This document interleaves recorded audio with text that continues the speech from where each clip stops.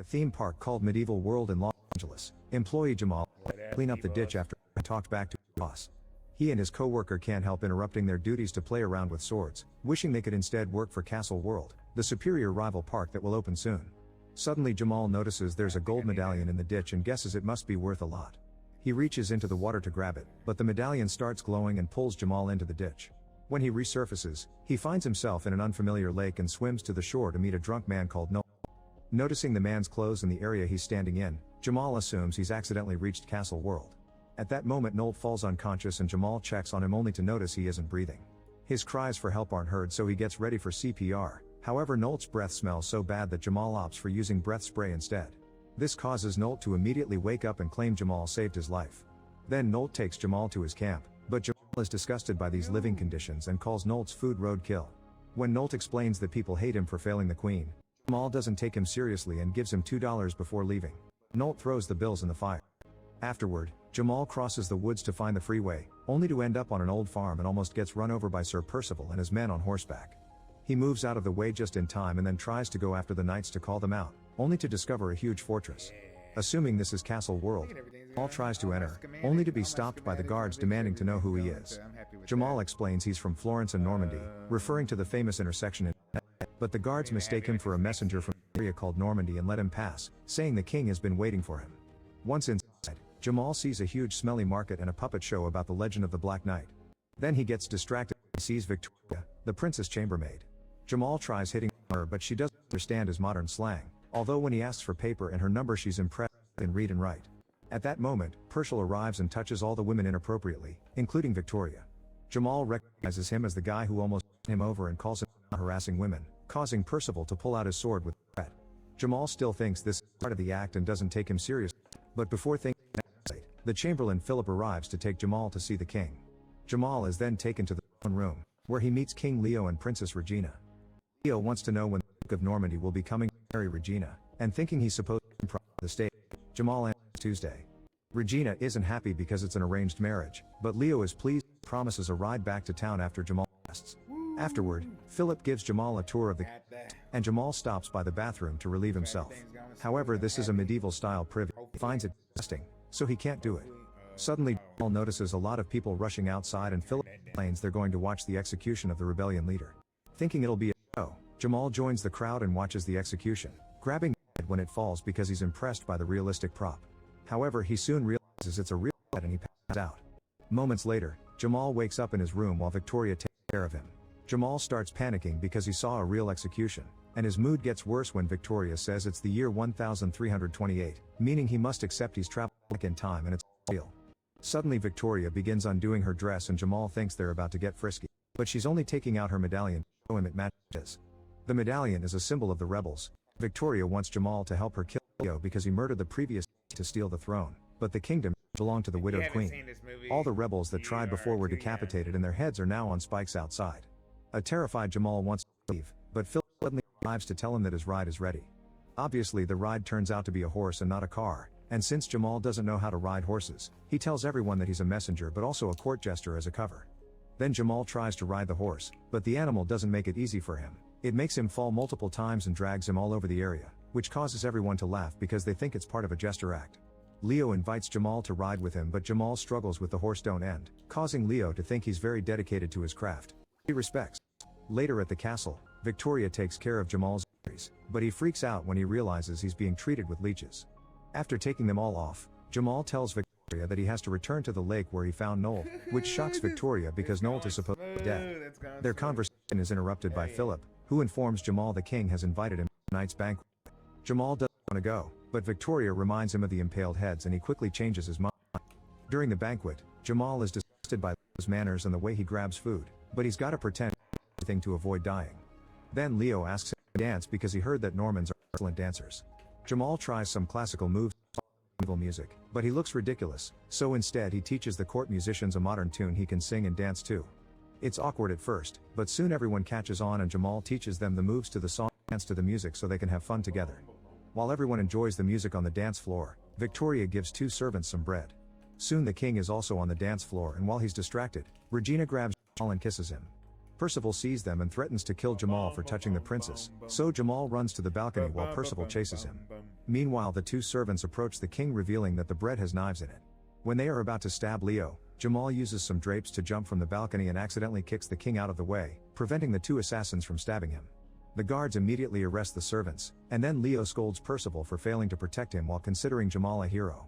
In fact, Leo appoints Jamal as lord in charge of his security, even rewarding him with 60 hectares of land and all the he wants. The next day, Jamal already appears at the court meeting with new ideas like frappuccinos and fast food places with nice outfits for the employees. Afterward, he plays chess with Percival, who says the queen must be sacrificed for the good of the kingdom, which is very suspicious. Later, Jamal is called for a matter of security. A man has been caught stealing a turnip from the castle garden for his starving family. Leo asks him to execute the man and Jamal laughs until he realizes he's serious. To keep up his cover, Jamal yells at the thief and takes him away to be killed, but when they're out of sight, he gives the guy a bunch of coins and lets him go. In the evening, the king sends a naked Victoria to Jamal's room as part of his reward for saving him. Jamal admits he asked for her, but only so they could talk in private. He starts making noises to pretend they're doing the dirty while telling Victoria that he plans to leave the castle before the real messenger shows up. Victoria wants him to aid the rebels now that he has more access to the king, but Jamal says that he's not the right man for that. A frustrated Victoria leaves the room, not wanting to speak to him ever again. Then the guards outside congratulate Jamal for being such an amazing lover. Later that night, a woman enters Jamal's room and gets in bed with him, so Jamal gladly gets frisked with her, thinking she's Victoria. The next morning, the real messenger from Normandy arrives and reveals the truth. Leo and Percival furiously storm into Jamal's room, only to discover he's in bed with Regina. The messenger also sees this and informs Leo that the Duke won't be interested in marrying Regina now that she's no longer chaste. Jamal is immediately put in a cage to wait for his execution in the dungeon, where he finds the two servant assassins from the banquet. They tell Jamal that they used to be angry with him for ruining their assassination attempt, but now they think Jamal is a genius for ruining Leo's deal with Normandy, which makes the king weaker. They also share the legend of the Black Knight, a great warrior who refused to sell his loyalty to kings because he was only devoted to justice. One dragon swallowed him, but he cut his way out of the beast's belly and gained the ability to breathe fire. Sometime later, Jamal is brought out to be executed, so he claims to be a great sorcerer, a desperate attempt to save his life. He tries to scare the crow with fire from a lighter, but nobody is impressed because he's already on fire. As they put Jamal's head on the chopping block, the executioner suddenly starts chewing on an apple, making the villagers think that Jamal cast a death spell on him. Playing along, Jamal performs the Heimlich maneuver on the executioner until he spits out the fruit, saying he saved him with magic. Everyone is terrified, so Jamal next claims that he can make the sun fall from the sky. At that moment, a flaming arrow hits the king's tent and everyone panics, but Percival calls him out on his lie and sends the guards after him. A mysterious person outside keeps shooting flaming arrows and causes utter chaos, which gives Victoria the opportunity to sneak around and take Jamal plus the two assassins away on a cart. Unfortunately, Jamal falls off the cart when the horse starts running and Percival orders a guard to shut the gate, but Jamal knocks the guard down and escapes just in time. The castle guards shoot arrows at him, but suddenly the mysterious archer arrives. It's Nolt, who takes Jamal away on his horse. The duo makes it to the rebels' camp and Nolt informs Jamal he helped him to pay him back for saving his life, so now he can leave without debt. Victoria sees him and asks him to stay because he used to be the best knight in England, but Nolt still feels guilty for failing the previous king and leaves. Then Jamal offers Victoria to come with him to modern times where women are treated better, but she refuses to leave her people. Jamal goes back to the lake alone and hesitates to jump. Meanwhile, Nolt goes back to his own camp, only to be ambushed by Percival's men. They start harassing Nolt and throw his flask on a pile of dung, but when Nolt is about to pick it up, Jamal arrives to stop him. Then he starts fighting the men using modern boxing techniques and some silly moves, managing to knock down two of them. However, the men quickly recover and overpower Jamal together to beat him up. Seeing a friend in need, Nolt finally comes through and immediately defeats the men, even pushing one of their faces into the dung. After Jamal teaches Nolt to high-five, they return to the rebel camp, only to discover that Percival's men have already destroyed it and taken Victoria with them. Jamal asks the rebels to help him rescue her, but only Nolt volunteers because everyone else has lost hope in the cause. Suddenly a woman speaks up. It's the Queen, who is glad to see Nolt is alive and doesn't blame him for what happened. Jamal convinces the Queen to give an inspiring speech to the rebels, however she only has depressed words to share, so Jamal takes over. He steals a bunch of lines from many famous modern speeches and convinces the rebels it's time to fight and get their kingdom back. Then a training montage ensues and Jamal teaches them how to fight using techniques from sports like American football and pro wrestling while Nolt teaches them how to use a sword. When the rebels are ready, they make a plan to storm the castle, and Jamal gifts Noddle his rubber shoes for easier movement. In return, Nolt gives Jamal a knight's armor, which Jamal spends the night customizing. The next day, the rebels attack the castle, but they're shocked to find the gates open and no guard in sight. It turns out this is a trap, and soon Percival has his soldiers surround the rebels to start a fight. Chaos takes over the fortress as both sides cross swords and shoot their bows, causing countless deaths for both teams. Suddenly Percival's knights run away in fear when they see the Black Knight arrive, shooting fire from his helmet to intimidate the enemy. However, the knight soon falls from his horse and reveals to be Jamal wearing the custom armor. Percival immediately tries to kill him, but Nolt cuts in to save him, and a duel between the knights ensues. While Percival and Nolt continue their sword fight, Jamal helps the rebels fight the soldiers using the techniques they learned during training. Their teamwork is flawless and soon they're turning the battle in their favor. Percival notices his men are losing and retreats to the top of the castle walls, where he finds Leo begging for help. However, Percival is tired of him and throws him to the ditch. Meanwhile, Nolt and Jamal continue to knock down soldiers, and Nolt even uses the silly techniques he learned from Jamal. Suddenly Percival shoots an arrow that hits Nolt in the chest, making him fall. Feeling defeated, Nolt gives Jamal his sword. A furious Jamal rushes to the top of the castle walls, only to discover Percival is now holding Victoria hostage. Jamal slowly lowers his sword, but Victoria refuses to let him lose and frees herself from Percival's hold, getting a cut on her neck in the process. Then Percival fights Jamal and easily disarms him, but Jamal tackles him down, almost falling in the way. Luckily he manages to recover and retrieve his sword to start beating Percival up using techniques taken from baseball and golf. Percival falls unconscious and Jamal runs to untie Victoria. But Percival reveals to be tries to attack Jamal from behind. Suddenly an arrow hits Percival to kill him, and Jamal looks down to discover it was Nolt, who is alive and fine. The rebels win the battle and celebrate in the name of the Queen. Sometime later, Jamal convinces Victoria to come with him to LA and they share a kiss. The Queen asks Jamal to stay, but he turns down the offer, so instead the Queen rewards him by dubbing him as the Black Knight. In the middle of the ceremony, Jamal starts feeling dizzy, suddenly wakes up back in his time. He's surrounded by the paramedics who rescue him from the lake and his co-worker, who informs him he was underwater for 10 minutes. Now Jamal thinks it was all a dream. His co-worker also wants to use the accident to sue the company for some money, but Jamal sees no honor in it. Instead he offers his boss some ideas to beat the competition. 6 weeks later, the Medieval World Park is thriving with customers thanks to Jamal's ideas, and his boss is very grateful. Jamal is helping the kids in the batting cage. A boy thanks him for it. Her name is Nicole, and she looks just like Victoria. Both Jamal and Nicole think the other looks very familiar and feel a connection, so they agree to have lunch together sometime. As Nicole and her leave the park, Jamal realizes that he never got her number, so he runs after her only to end up falling in the ditch again. When he gets up, Jamal finds himself inside an ancient Roman Colosseum with thousands of cheering spectators, so he has to start running away from the vicious lions. Make sure to subscribe and turn on notifications so you can watch more videos He died. this. Thanks for watching. He died. That man died. Let's see what this one is. In Southern California, a young woman is driving around the mountains when suddenly small rocks start falling and crack. San Andreas. We've seen that one. Let's watch this one. We be watching all kinds of crazy ones. From a vat filled with a gooey black substance, Ashley is taken out. Then she is washed up and dressed. Moments later, Ashley wakes up in a bedroom and finds Spencer watching her. Ashley has no memories of who or where she is, but instead of answering her questions, Spencer shares some wine and makes the house AI play their song. He wonders if this helps her remember anything, but Ashley repeats she doesn't know. Already angry at the process, Spencer jumps on her and pushes her to the floor, where he proceeds to choke her and bang her head until she dies. After he throws the body into a tank outside the house. When his mother Victoria arrives, she isn't surprised about the death and gives Spencer a notebook to write his thoughts on what he did. Spencer promises to write it down later and points out the dead woman didn't feel like real Ashley. After Victoria goes to her home lab, where she wonders what she's done wrong with her experiment.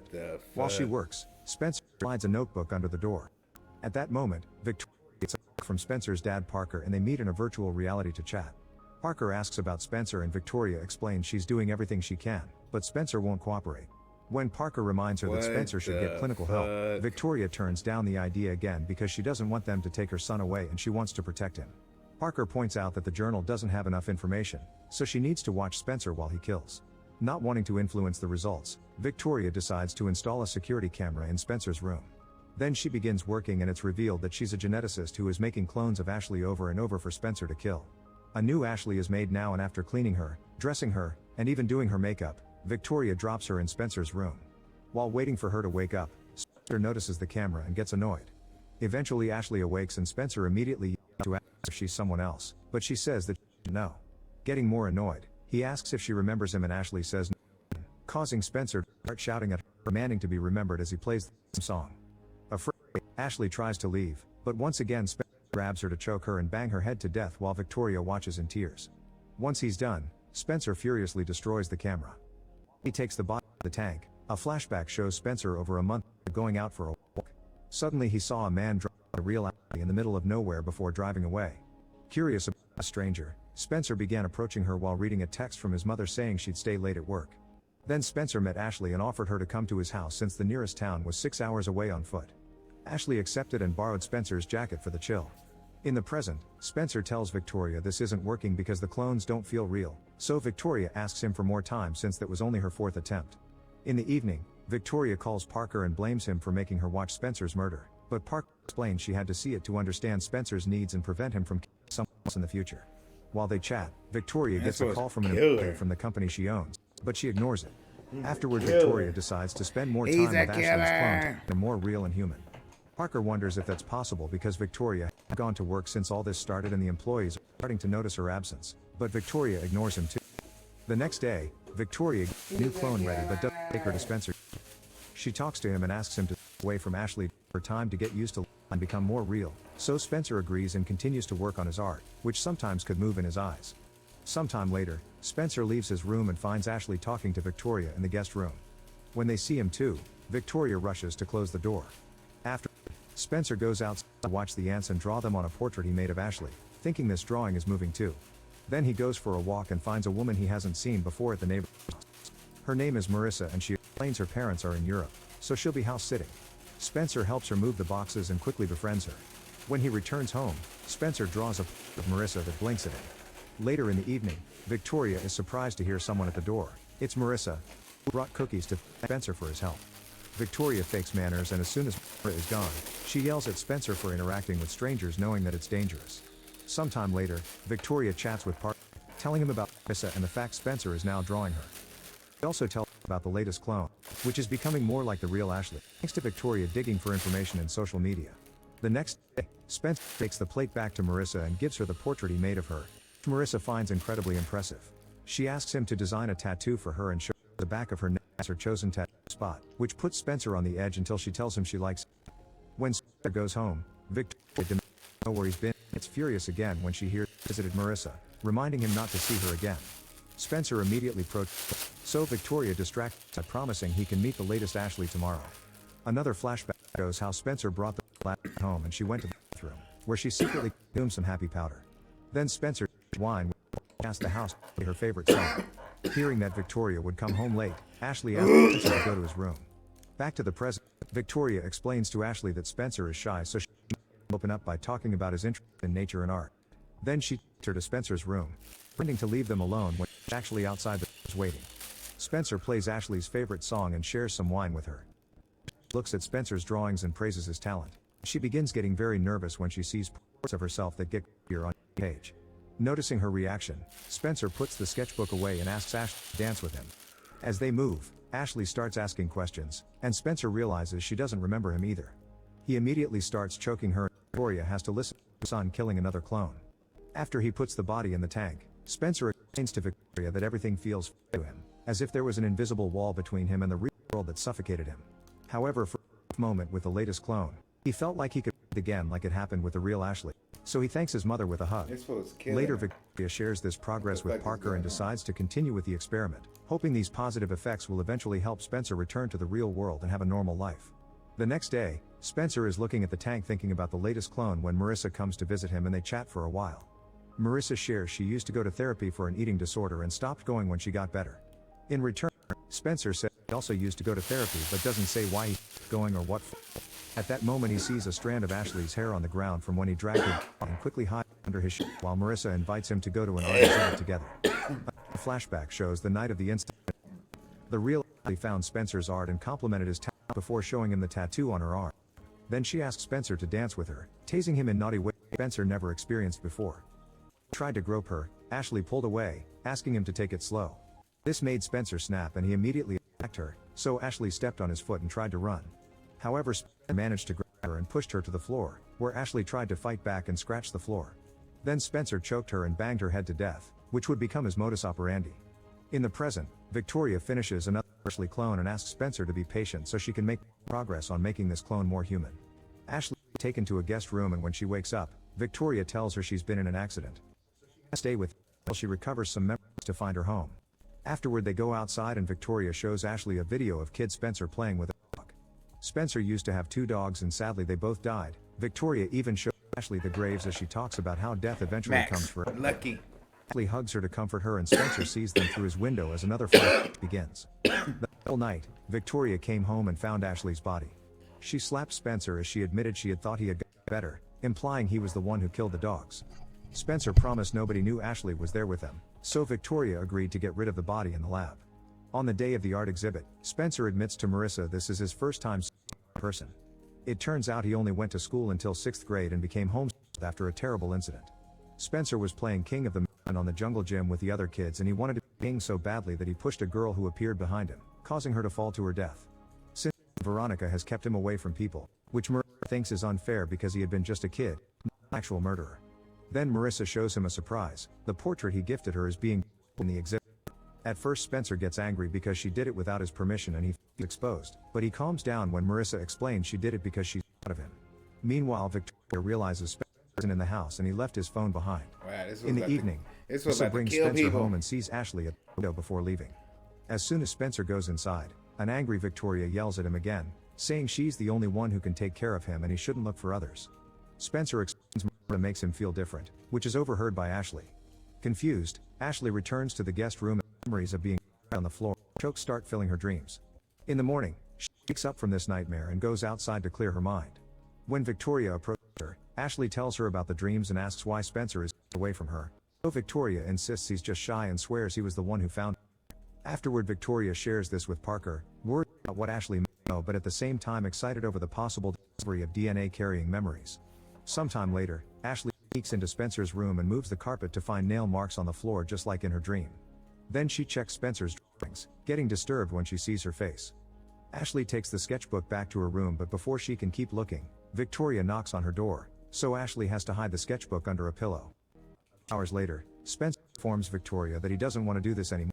Instead, he wants to have a normal life and friends. You can't have a Victoria normal life and protests friends, against and the you about idea, to kill saying people. he's been violent since he was a kid, won't change anytime soon. The next day, Marissa sneaks around the house and finds Victoria and Ashley in the garden, so she takes a picture of them. Her phone makes a noise that Victoria hears, but when she comes to check, Marissa is already gone. Later, Victoria is called by her employee again, scolding her for having missed work for so long. The board members are getting angry, so Victoria has no choice but to go to a meeting on the waters. While Spencer notices his sketchbook is missing, Victoria tells him she's leaving and she's locking Ashley in her room for her own safety. Meanwhile, Marissa is searching for on the internet and is shocked to see she's a wanted criminal. Texts this information to Spencer, but since his phone is connected to his mom's, Victoria gets a copy too. She becomes extremely worried and decides to return home, ignoring her employees' protests. Moments later, Ashley gets to look through the sketchbook and sees how her portraits get more disturbing every page, so she throws it away. Meanwhile, Marissa sneaks into the house because Spencer hasn't answered her text and she's worried about what Ashley may do to him. Spencer proceeds to corner her in the kitchen and comments he had planned to change for her before he starts choking her. Marissa grabs a wine bottle and smashes it on his head, then she tries to escape while she asks the house to dial 911. All her screaming and struggling ends up on the phone. At the same time, Ashley finds a hammer in her closet and uses it to break the lock to escape. In the kitchen, Spencer holds Marissa down and grabs a glass shard to stab her, which is seen by Ashley appearing in the corridor. At that moment, a car can be seen outside, so Ashley rushes to hide in the lab. There she finds all the things Victoria has been using for her experiments. Ashley has a breakdown when she sees a recording of the clones coming out of the vat. She also finds the wanted posters, realizing the real Ashley was a criminal.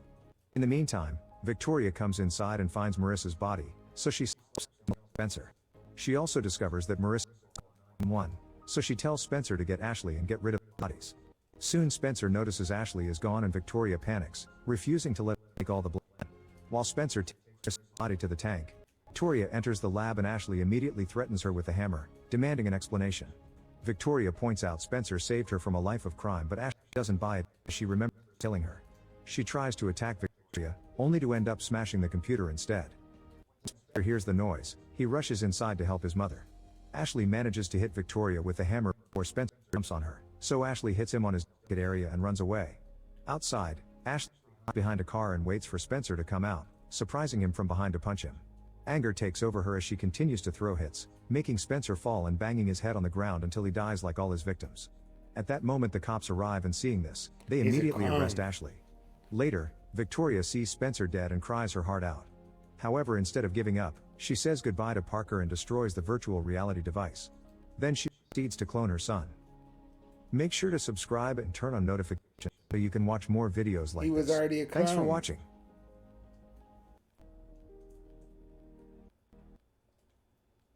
In Southern California, a young woman is driving around the mountains when suddenly small rocks Damn, start so she falling went to and crack the jail? car's Oh, yeah, windshield. because she is wanted. Then a whole rock slide. Damn, that sucks.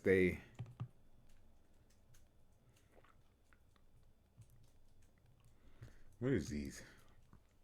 In 1347 at an Italian convent, Sister notices Sister Fernanda has missed morning prayer and later sees her arrive with a donkey. Fernanda claims the donkey escaped and she had to go after it, which Ginevra finds weird because the donkey couldn't have opened the gates. Ginevra also thinks it's strange that Fernanda is wearing her black in spring. When handyman Leo passes by and tells them good morning, the sisters yell at him and call him a creep for making eye contact with them, since they must stay pure. Maria also asks Fernanda why she was missing and gets suspicious of the donkey story because it only was missing under Fernanda's care, which happens very often. Afterward, Maria organizes with Ginevra, who brings her all the gossip about other nuns' misbehavior like 2 portions, although she gets distracted when she sees a naughty drawing on a book. Meanwhile, Sister Alessandra is living a miserable life. She doesn't want to be there, but her father forced her to support the church. She spends time praying and embroidering while hoping one day she'll see her suitor again. There's little contact with the outside world, and when her father visits, she barely gets to see him through a metal shade. In the afternoon, when the 3 sisters are going down the road, Lurko sees them walk by and starts yelling at him again for looking, followed by Ginevra turning. At first, Alessandra is shocked, but then she starts yelling insults too and breaking Lurko's things as a way to deal with her inner frustrations. Poor Lurko can only stay down on the ground as the 3 girls take it out on him, spitting on him and calling him a Jew. Sometime later, Father Tommaso is leaving the convent. Oh my goodness.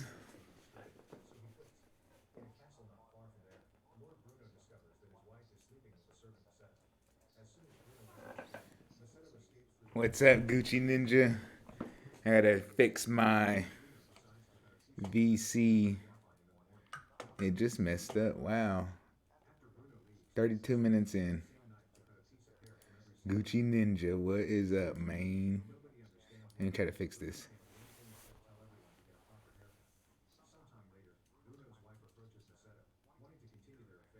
Let me try to fix this because we're getting no game audio. I don't know what happened.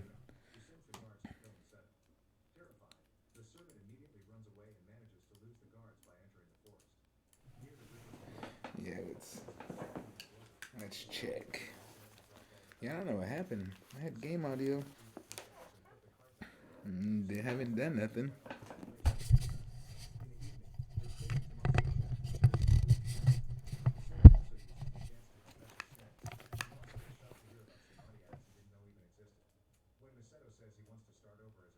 Yeah. Oh wow. Nope. Game audio went away. Gucci Ninja. Let's see.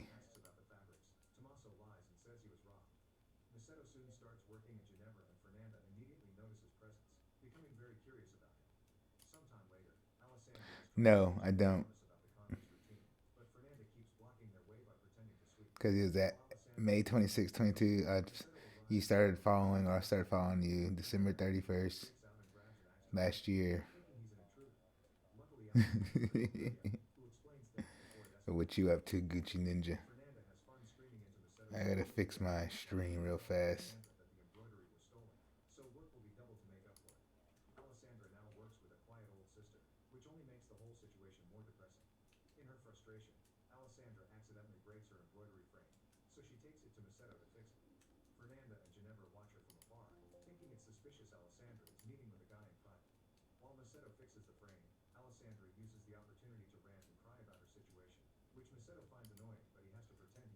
That was the wrong one.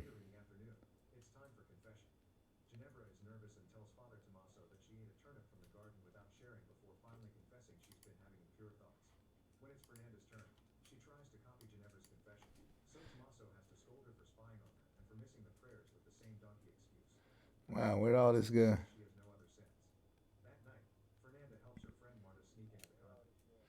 Oh yeah, now I know who you are, Cosmic One. You got you. What's up, man?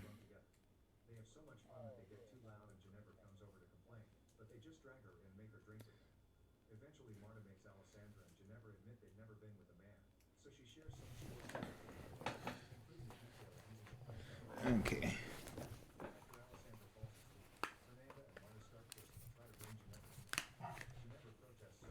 Oh, we gotta fix.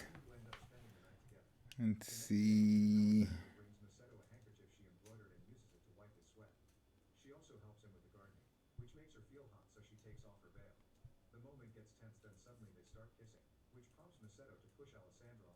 Well, later, Gucci Ninja. Thanks for stopping by, man.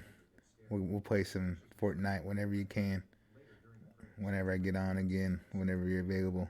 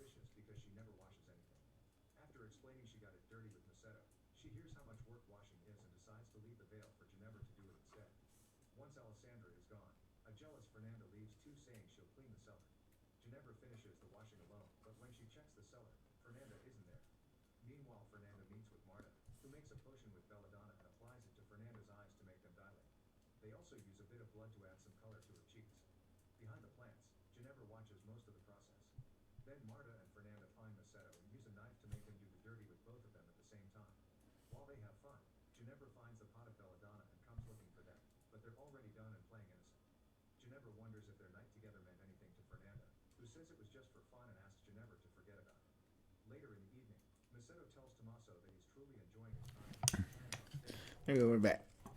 Ooh. We're back. And this is what I gotta get rid of.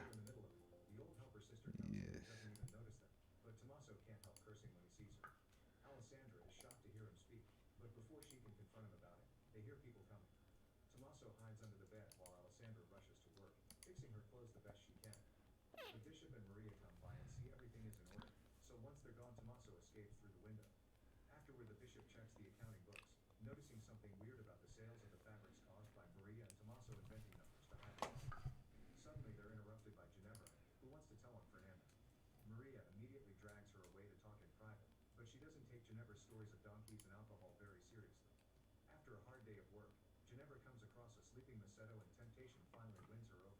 She hides in the cellar to make some belladonna potion. But instead of putting it in her eyes, she drinks it because she didn't see the ritual. Then she uses too much blood on her cheeks and takes off her veil, which makes her look deranged. Meanwhile, Alessandra confronts Macedo about his speaking, but they hear someone coming, so Alessandra hides while Macedo pretends to be asleep. Suddenly Ginevra comes in and kisses Macedo, but quickly pulls back because it feels very different. Thanks to the effects of the belladonna, Ginevra confesses the truth. She actually likes women, and she is Jewish. Then she hears someone humming outside and hallucinates it must be angels, so she rushes to hide in the same spot as Alessandra. Then Fernanda comes in wearing black and with a knife in hand. She ties Macedo's hands and blindfolds him before taking him away. Getting suspicious, Alessandra and Ginevra start to follow them, noticing Fernanda is taking the donkey to use the usual excuse later. They cross the forest for a few hours, and by the time night falls, they finally discover the truth behind Fernanda's escapades. It turns out she's a witch, so she comes to the forest to meet with Marta and other witches. Now they're dancing around the fire with almost no clothes on, and Macedo is being prepared for a fertility ritual. Delighted by what she sees, Ginevra takes her clothes off and runs to join the dancing while Fernanda sits on Macedo, ready to sacrifice him. Macedo decides to talk to ask for mercy, and Fernanda thinks they cured him, but Marta just gags him and gets the knife ready. At that moment the dancing stops when the witches finally notice Ginevra, who starts panicking and causing a scene because she's still under the effects of the belladonna. Marta tries to stop her, but Ginevra attacks her, making them fall to the ground to fight. After some struggle, Ginevra manages to knock Marta out while Alessandra uses the chance to stop Fernanda and free Macedo. Then the sisters demand an explanation for his lies but get interrupted. Ginevra runs away with the donkey. Moments later, Ginevra is back at the convent, where she starts yelling and pounding on every door to wake everyone up. The bishop finds her first and she starts telling everything she saw while he tries to calm her down. At that moment the rest of the group arrives and starts telling on her too, causing a huge argument that doesn't stop until the bishop learns that Ginevra is Jewish. Confused and frustrated, the bishop goes to find Maria. Comes out of her room with a man's pants on her head. Suddenly Macedo starts talking and everyone is in shock, so Tommaso comes out of Maria's room to announce it's a miracle. The next morning, the bishop lists of all Ginevra's sins and decides the punishment to be fasting for a whole year. However, he realizes that will kill her out of hunger, so instead it's decided she'll skip lunch every day for a year. Next he judges Alessandra and points out her father will be disappointed. Is Alessandra begging for mercy? When it's Fernanda's turn, she clearly doesn't care, keeps rolling her eyes at the bishop's scolding. Lastly he judges Maria, who keeps sharing looks with Tommaso when the bishop speaks. In the end, the bishop decides to take Tommaso's priesthood and send him away to a monastery. Tommaso tries to say a final heartful goodbye to Maria, but the bishop kicks him out. Soon a new priest comes to the convent, and a really old man is chosen to avoid trouble. This only makes it annoying because his hands shake during communion. The bishop also makes sure to finally baptize Ginevra. The sisters apologize to each other and wonder what will happen to Macedo. Meanwhile, Macedo has been sent back to Bruno, who has divorced his cheating wife and married again. Bruno keeps Macedo in a cell, explaining that instead of executing him he'll keep him alive to cause him pain as long as possible. After Bruno is gone, Macedo tries to convince the guards to free him, but they just laugh at him. Suddenly, a mysterious person leaves a turtle with a candle on its shell near the door. The guards are so fascinated by it that they start following it, and once they're out of sight, the sisters come in to free Macedo, leaving a doll in the cell in exchange. They also give him a knife in his own habit so he can dress up and hide with them in the convent. When the guards come back, they don't notice the prisoner is a doll. Then the group is running through the forest and notices the convent's donkey on the bridge. It turns out Maria is using Fernanda's donkey plan to meet Tommaso in secret, sharing kisses under the moonlight. Make sure to subscribe and turn on notifications Sharing kisses more under the videos. moonlight. Thanks for watching. How sweet of them. In the jungles of Cambodia, Angie is running in fear and suddenly falls when she gets shot in her stomach. A robot suddenly appears Monsters behind of her and gets Man. ready to kill her. Major Green of the 42 CIA minutes in, watches from we're about to afar on the change. screen, telling the bot to speed things up. This all started 48 hours ago. While the world is at war, over 200 companies are developing very advanced robots and competing to see who gets the best military contracts first. In an airport in Cambodia, 3 programmers are picked up by a killer, who refuses to answer any questions and shows the trio his gun to shut them up. They're taken to a lousy apartment so they can set up their equipment, but only Kroger and Field stay while Jance is taken away to set up a drop point link. Bowler informs Green of this, who sends off a plane with 4 BR robots to the Golden Triangle. Gucci Ninja. In the jungle, Angie and 5 other doctors on a humanitarian you, mission get their van sir. damaged by a spike trap, so now they'll have For to locate coming the village on in. foot. Nearby, Jance and Bowler also arrive and Bowler carefully guides Jance around because he's capable of finding explosives hidden among the plants. They also have to stay hidden whenever a patrol walks by. Login. Eventually they find the right spot. Jance quickly sets up the communication equipment. Bowler also puts up something he just calls backup plan. Once everything is working, Green gains access to the cameras while Kroger is informed by his boss Foster there may be an objective change and the CIA is involved. He's shocked to hear this and asks Jance.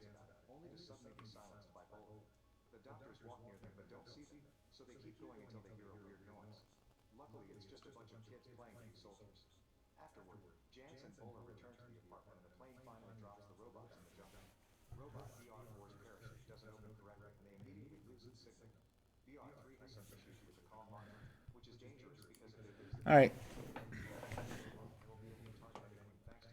Wow, I like this camera though. I'm actually supposed to put a different light on. It actually kind of worked out for me.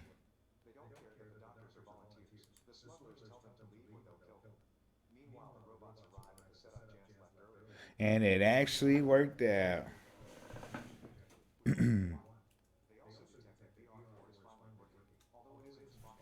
See, now it messed up again. Damn it.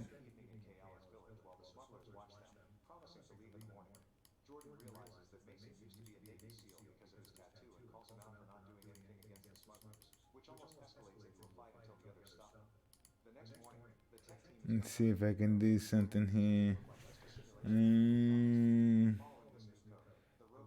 Use custom free control it this time.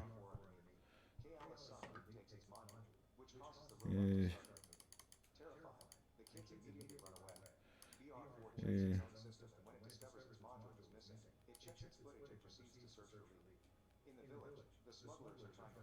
They got to my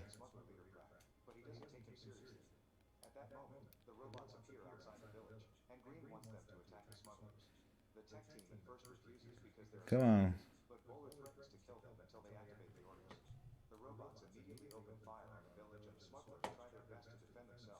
their bullets can't do much against such strong armor, and soon they're dying all over the place. One of the kids gets shot in the head, so Mason rushes to save Lee, leaving him with Kayala and the doctors in the shack before hiding with Prack to discuss a strategy. Another kid reaches for the weapon of a fallen smuggler to Well, defend himself, but before the it was working, guys. We had it for a second. killing civilians, but Bowler says they're all witnesses, so they should be eliminated too. Jance tries to protest too, but Bowler points his gun. So Kroger reactivates the robot And as well. Then the robots move around the village, killing any remaining smugglers and even shooting inside shacks. Mason and Prack carefully sneak around and enter Kayala's shack. Prack tries to leave with just Lee, but Mason stops him because the boy wants to stay with Kayala. After a tense moment, a wounded woman is crying over her dead child. The doctors want to help her, but the robot gets there first and kills her. At that moment, the robot detects the group's presence and source, news source.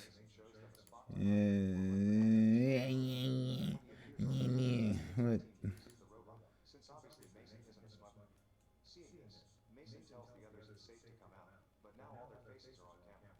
Green orders the tech team to eliminate them all and leave no witnesses, especially when he learns that Mason is a former SEAL. The robot is activated again, so Pratt comes back and shoots at it to distract so Kayala and Leap can also escape. Mason and the others keep on running and rescue some kids, but the group scatters when they enter the jungle, so the children get shot anyway. Minutes later, BR4 arrives at Kayala's shack, looking for clues about Leap. A local tries to stop it, but the robot kills him in seconds. Then it uses a tablet to access the internet to learn lots of things about humanity. It seems the AI is slowly becoming self-aware.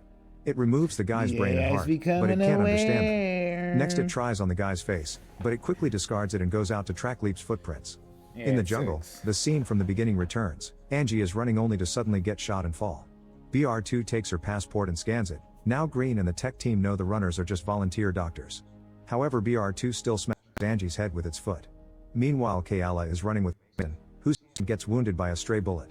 While trying to hide, they find 3 of the doctors, Jordan, Dez, and Tien. They decide to spend the night hidden in a cave, and the doctors give Mason first aid for his hand. Later that night, Dr. Bao is running through the jungle alone, but he suddenly slips and falls, which hurts his leg. He cries out in pain and is heard by Mason's group, but when Jordan tries to leave to help him, Mason stops him before he can give away their location. Bao continues to flee by dragging his leg, but he can't move too fast, so soon BR2 finds him and kills him. Suddenly, the tech team discovers that BR4 is hacking into the system and tries to communicate with them. Trio is unable to access files to stop, and now BR4 is uploading itself. Green orders to terminate BR4, but when the team tries to activate the self-destruction code, RB4 just blocks it. They also consider activating Bowler's backup bomb, but they can't because it would destroy Dance's setup and they would lose their connections to the other robots. Bowler loses his mind over the potential consequences, pulls a bunch of wires to block the hack, which also loses their connection to every robot and cuts the power in the apartment. Robots 1 through 3 are now frozen, but BR4 continues to look for Leap, meaning its AI is undead. Once the tech team gets the computers going again, they make a new plan. BR1 will go after Mason's group, but BR2 and 3 will be asked to stop BR4. The next morning, Mason leaves the cave and finds Bao's body. He also sees BR2. He carefully digs out mine and throws it as far as possible. While BR2 finds the explosion, Mason retrieves the group and guides them to a smuggling plant, where they suddenly hear some shooting from the jungle. Leap, Prack, and the last doctor are running away from the fire, and both groups finally reunite. While Prack finds his secret weapon pit, BR1 jumps up and opens fire. Everyone runs to hide in a shack. Unfortunately, a bullet hurts Tien's knee. Suddenly BR1 reaches through the wall and knocks Dez out, but Mason throws a hammer at the robot's head and makes it miss the shot, only hurting Dez's ear. Then Mason runs out so the robot follows him and the others can bring Dez back into the shack. BR1 keeps on advancing and finds Prack, bringing him down with a shot. That Leap comes out of hiding to show the robot that he has the module, which is seen by Green and the team on the cameras. Kayala runs to protect Leap, but before BR1 can shoot them, Prack jumps in and gets killed instead. Then Mason comes out too to fight the robot, but he's quickly beaten down. Soon Jordan follows him using a weapon he found in the shack, only to fall and lose. Mason jumps back into the fight to distract BR1 and Jordan runs to hide in the shack. Afterward, Mason rushes to the weapon pit and sets up a landmine. When BR1 is close enough, Mason shoots the mine, causing an explosion that hurts his leg. The robot is down but still functioning. So Mason runs to start beating it up. Bowler makes the team activate the self-destruction, but luckily Mason sees the light and runs away right before it explodes. Back in the shack, Leap cries for Prack. Ayala reveals she's seriously injured. Mason comes back and cries for help. So Tien and Wendy try to save her, Once everyone is patched up, the group leaves, unaware that the tech team is now tracking the module. Meanwhile, BR finally finds and attacks BR4. However, BR4 has downloaded lots of new abilities from the internet BR3 doesn't know how to deal with, so in just a few minutes, BR4 overpowers.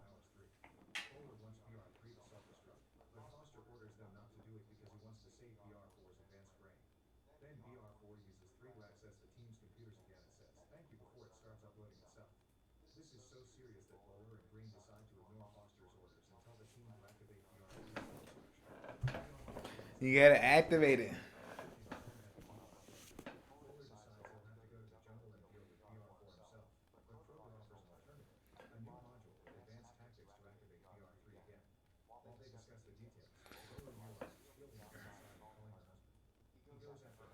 Stopped.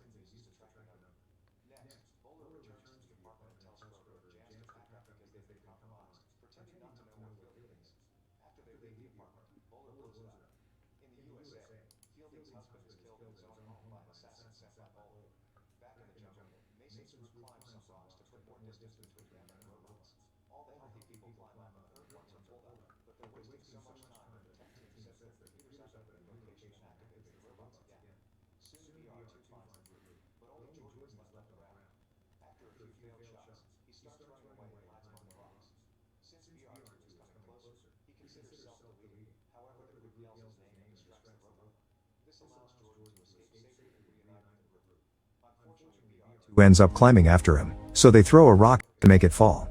In the meantime, Bowler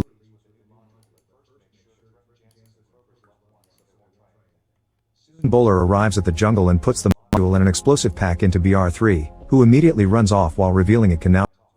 Meanwhile, Mason's group continues to move through a cave, but after lots of walking they need to take a break. While the doctors discover Dez is deaf, they suddenly hear a noise and get scared, but it turns out it's just a blind man with no safely. The next morning, Kayla isn't responding and the doctors notice she's suffering internal bleeding, so they start.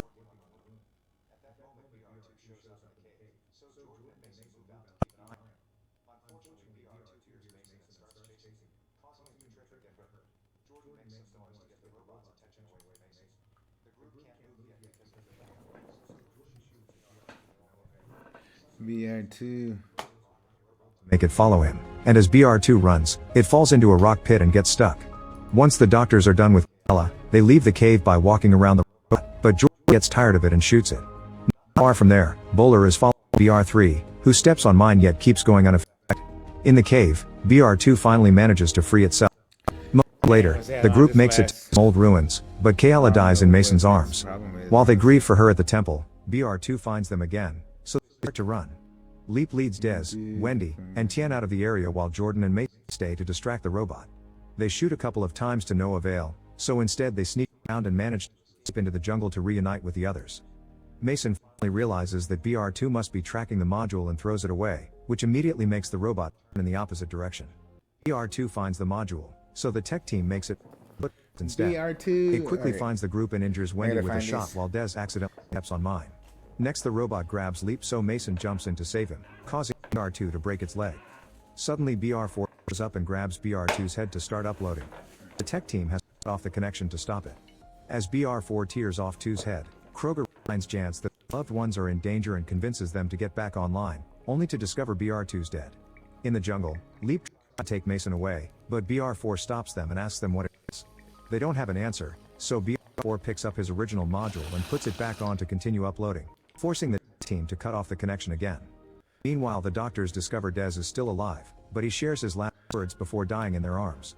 Back to BR4, he asks Mason and Leap some existential questions on why during wartime some lives matter and others don't. As it wonders if its ability to learn means it's alive, it's suddenly tackled by BR3 and a vicious robot fight ensues. While machines beat each other up, the doctors rescue Mason and Leap, only to be blocked by Bowler, who immediately shoots Jordan. Mason tells the group to run while he starts a gunfight with Bowler, but he has to hide when the robot gets too close. Bowler tries to approach him, but luckily Mason finds mine and throws it at him. Soon, the robots fall and struggle on the ground while it's revealed that Bowler is still alive. Mason asks him to fight like a man, but before they can start a knife fight, BR4 grabs and makes him fall. The group comes from Mason and Green orders the team to kill with the 3 self-destruction, but BR blocks. Then the group that life is indeed important, asking them to run. Once the group is far enough, BR4 self-destructs, bringing down Bowler and BR3. Green calls Foster to complain about this, but Foster tests successful and cancels the deal with the CIA before letting the tech team go. However, a furious Green activates a bomb left by Mason and kills them both. In the jungle, the group manages to escape safely, but it's also shown Bowler is actually alive. Moments later, Robot Factory, it's revealed that BR4 did finish uploading itself and is now in the other robots. Make sure to subscribe that's a good notification so you can watch more videos. It's aware. Okay, we watched all these.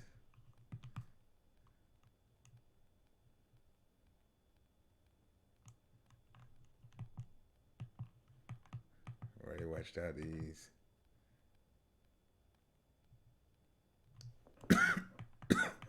Already watched all these.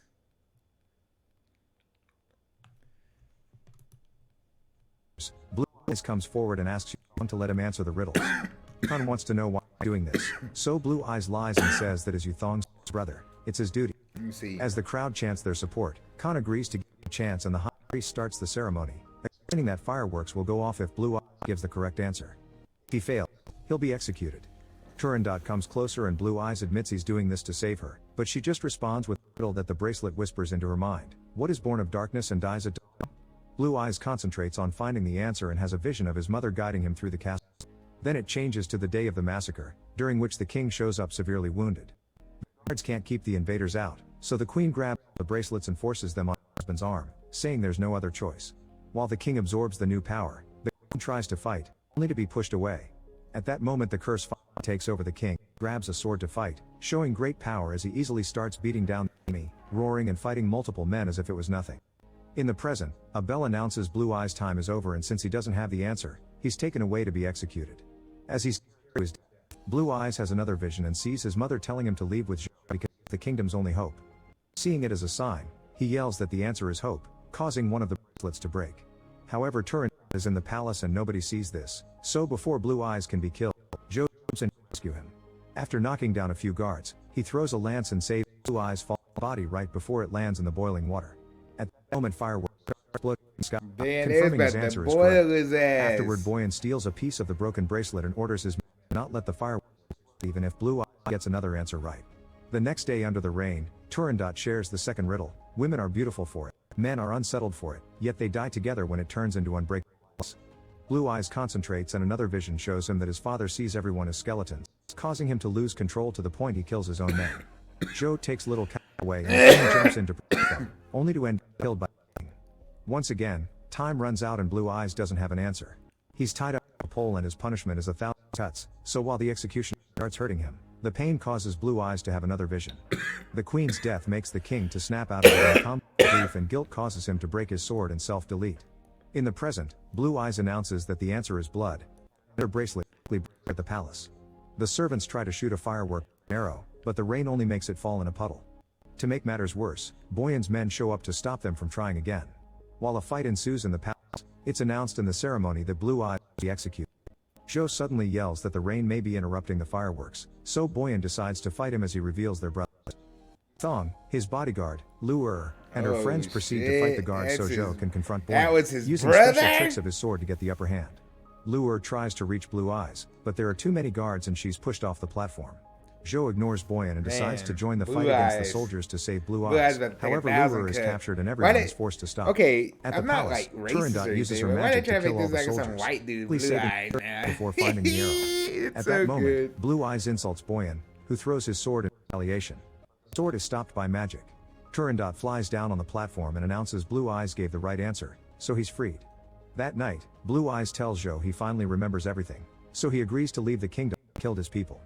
The next day, Blue Eyes and Luer are ready on horses, but Zhao is late. Suddenly they're surrounded by Boyan's men, who start chasing them. What movie? When did this movie come out?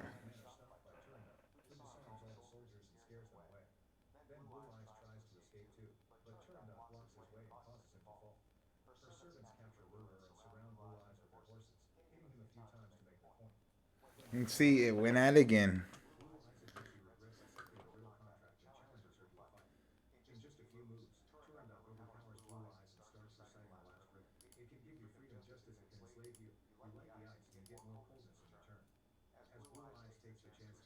I don't know these. I do not know these riddles that she's got going.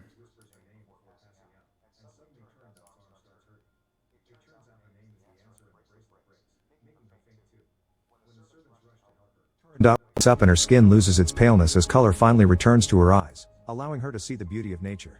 Sometime later, the royal medic is taking care of Blue Eyes and There we go, explains to Khan hopefully. that the boy survived because his organ on the other side. Turandot comes to visit him and announces the next day is their wedding, but Blue Eyes tells her to learn who he really is first or he won't marry her.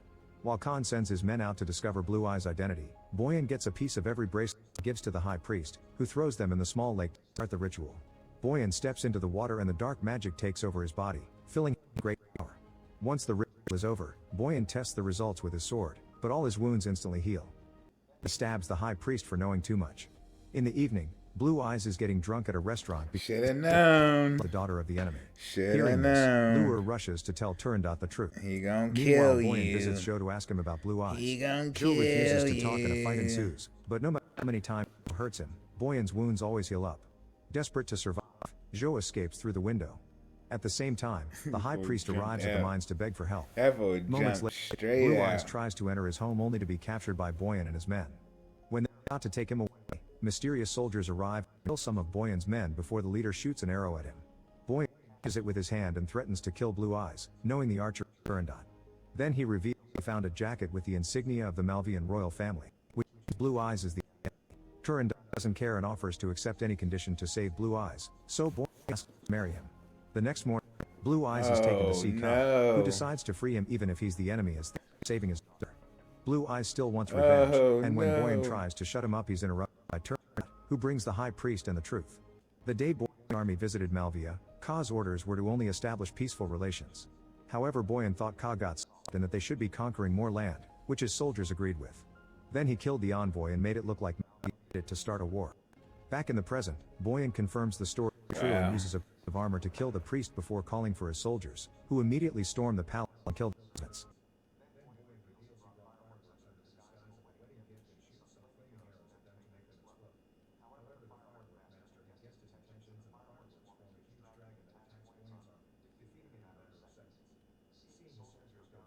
Ooh, the firework master came in. Woo! Firework master. Wow. That went fast that time. Let's see. No audio again. All right. We'll fix that. Okay. Blue Eyes. They call him Blue Eyes. Well, we about to change screens anyways.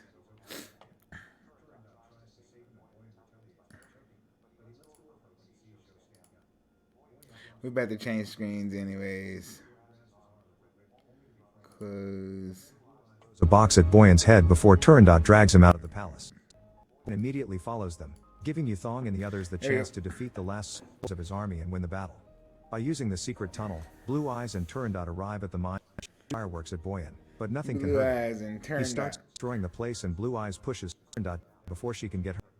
Then he lights up bigger fireworks, which destroy Boyan's armor and burn his skin, yet he always recovers. Eventually the fireworks bring down a statue that falls on top of Boyan, bringing him down. Thinking it's over, the teens are about to share a kiss, It's but Boyan not comes out over. of the debris. It's Blue not Eyes over. rushes to attack him and Boyan breaks his sword, It's pushing not him back. over. Then Oh, Turandot shit. tries attacking him too, and when Boyan hits her, she spits blood on his shoulder and says it's hurting her skin for real.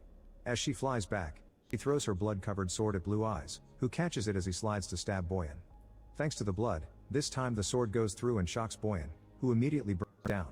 Afterward, Blue Eyes rushes to Whoa. Turandot's side, who finally Whoa, what movie tells is him where to this? find the secret of the fireworks before she dies in his What arms. movie is this? The next day, Kat begins traveling back to probably Malvia. would have been a good He movie, stopped huh? at various cities on the way and always lights up huge beautiful fireworks to bless the locals. When he finally returns home to rebuild his kingdom, Caliph becomes king and celebrates with more fireworks. At his side, he sees Dot's ghost, who lights up a firework tube before disappearing. Make sure to subscribe and Oh, turn blue notifications eyes. so you can watch videos like this. Alright, we seen that one.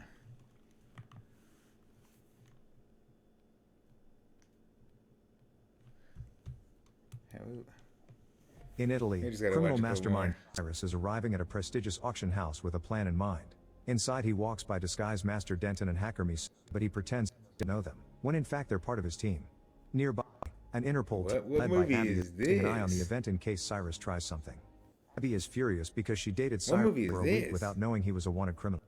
This auction is happening at the same time in London, where team members Magnus the Safeguarder Alright, and Luke the stream, you'll Engineer see are the getting in video position. capture card will Back go in out, Venice, but the I'll first fix piece it of art is here. bought by Malzen for 11 million, and then the host introduces the artist N8, whose NFT is being auctioned next.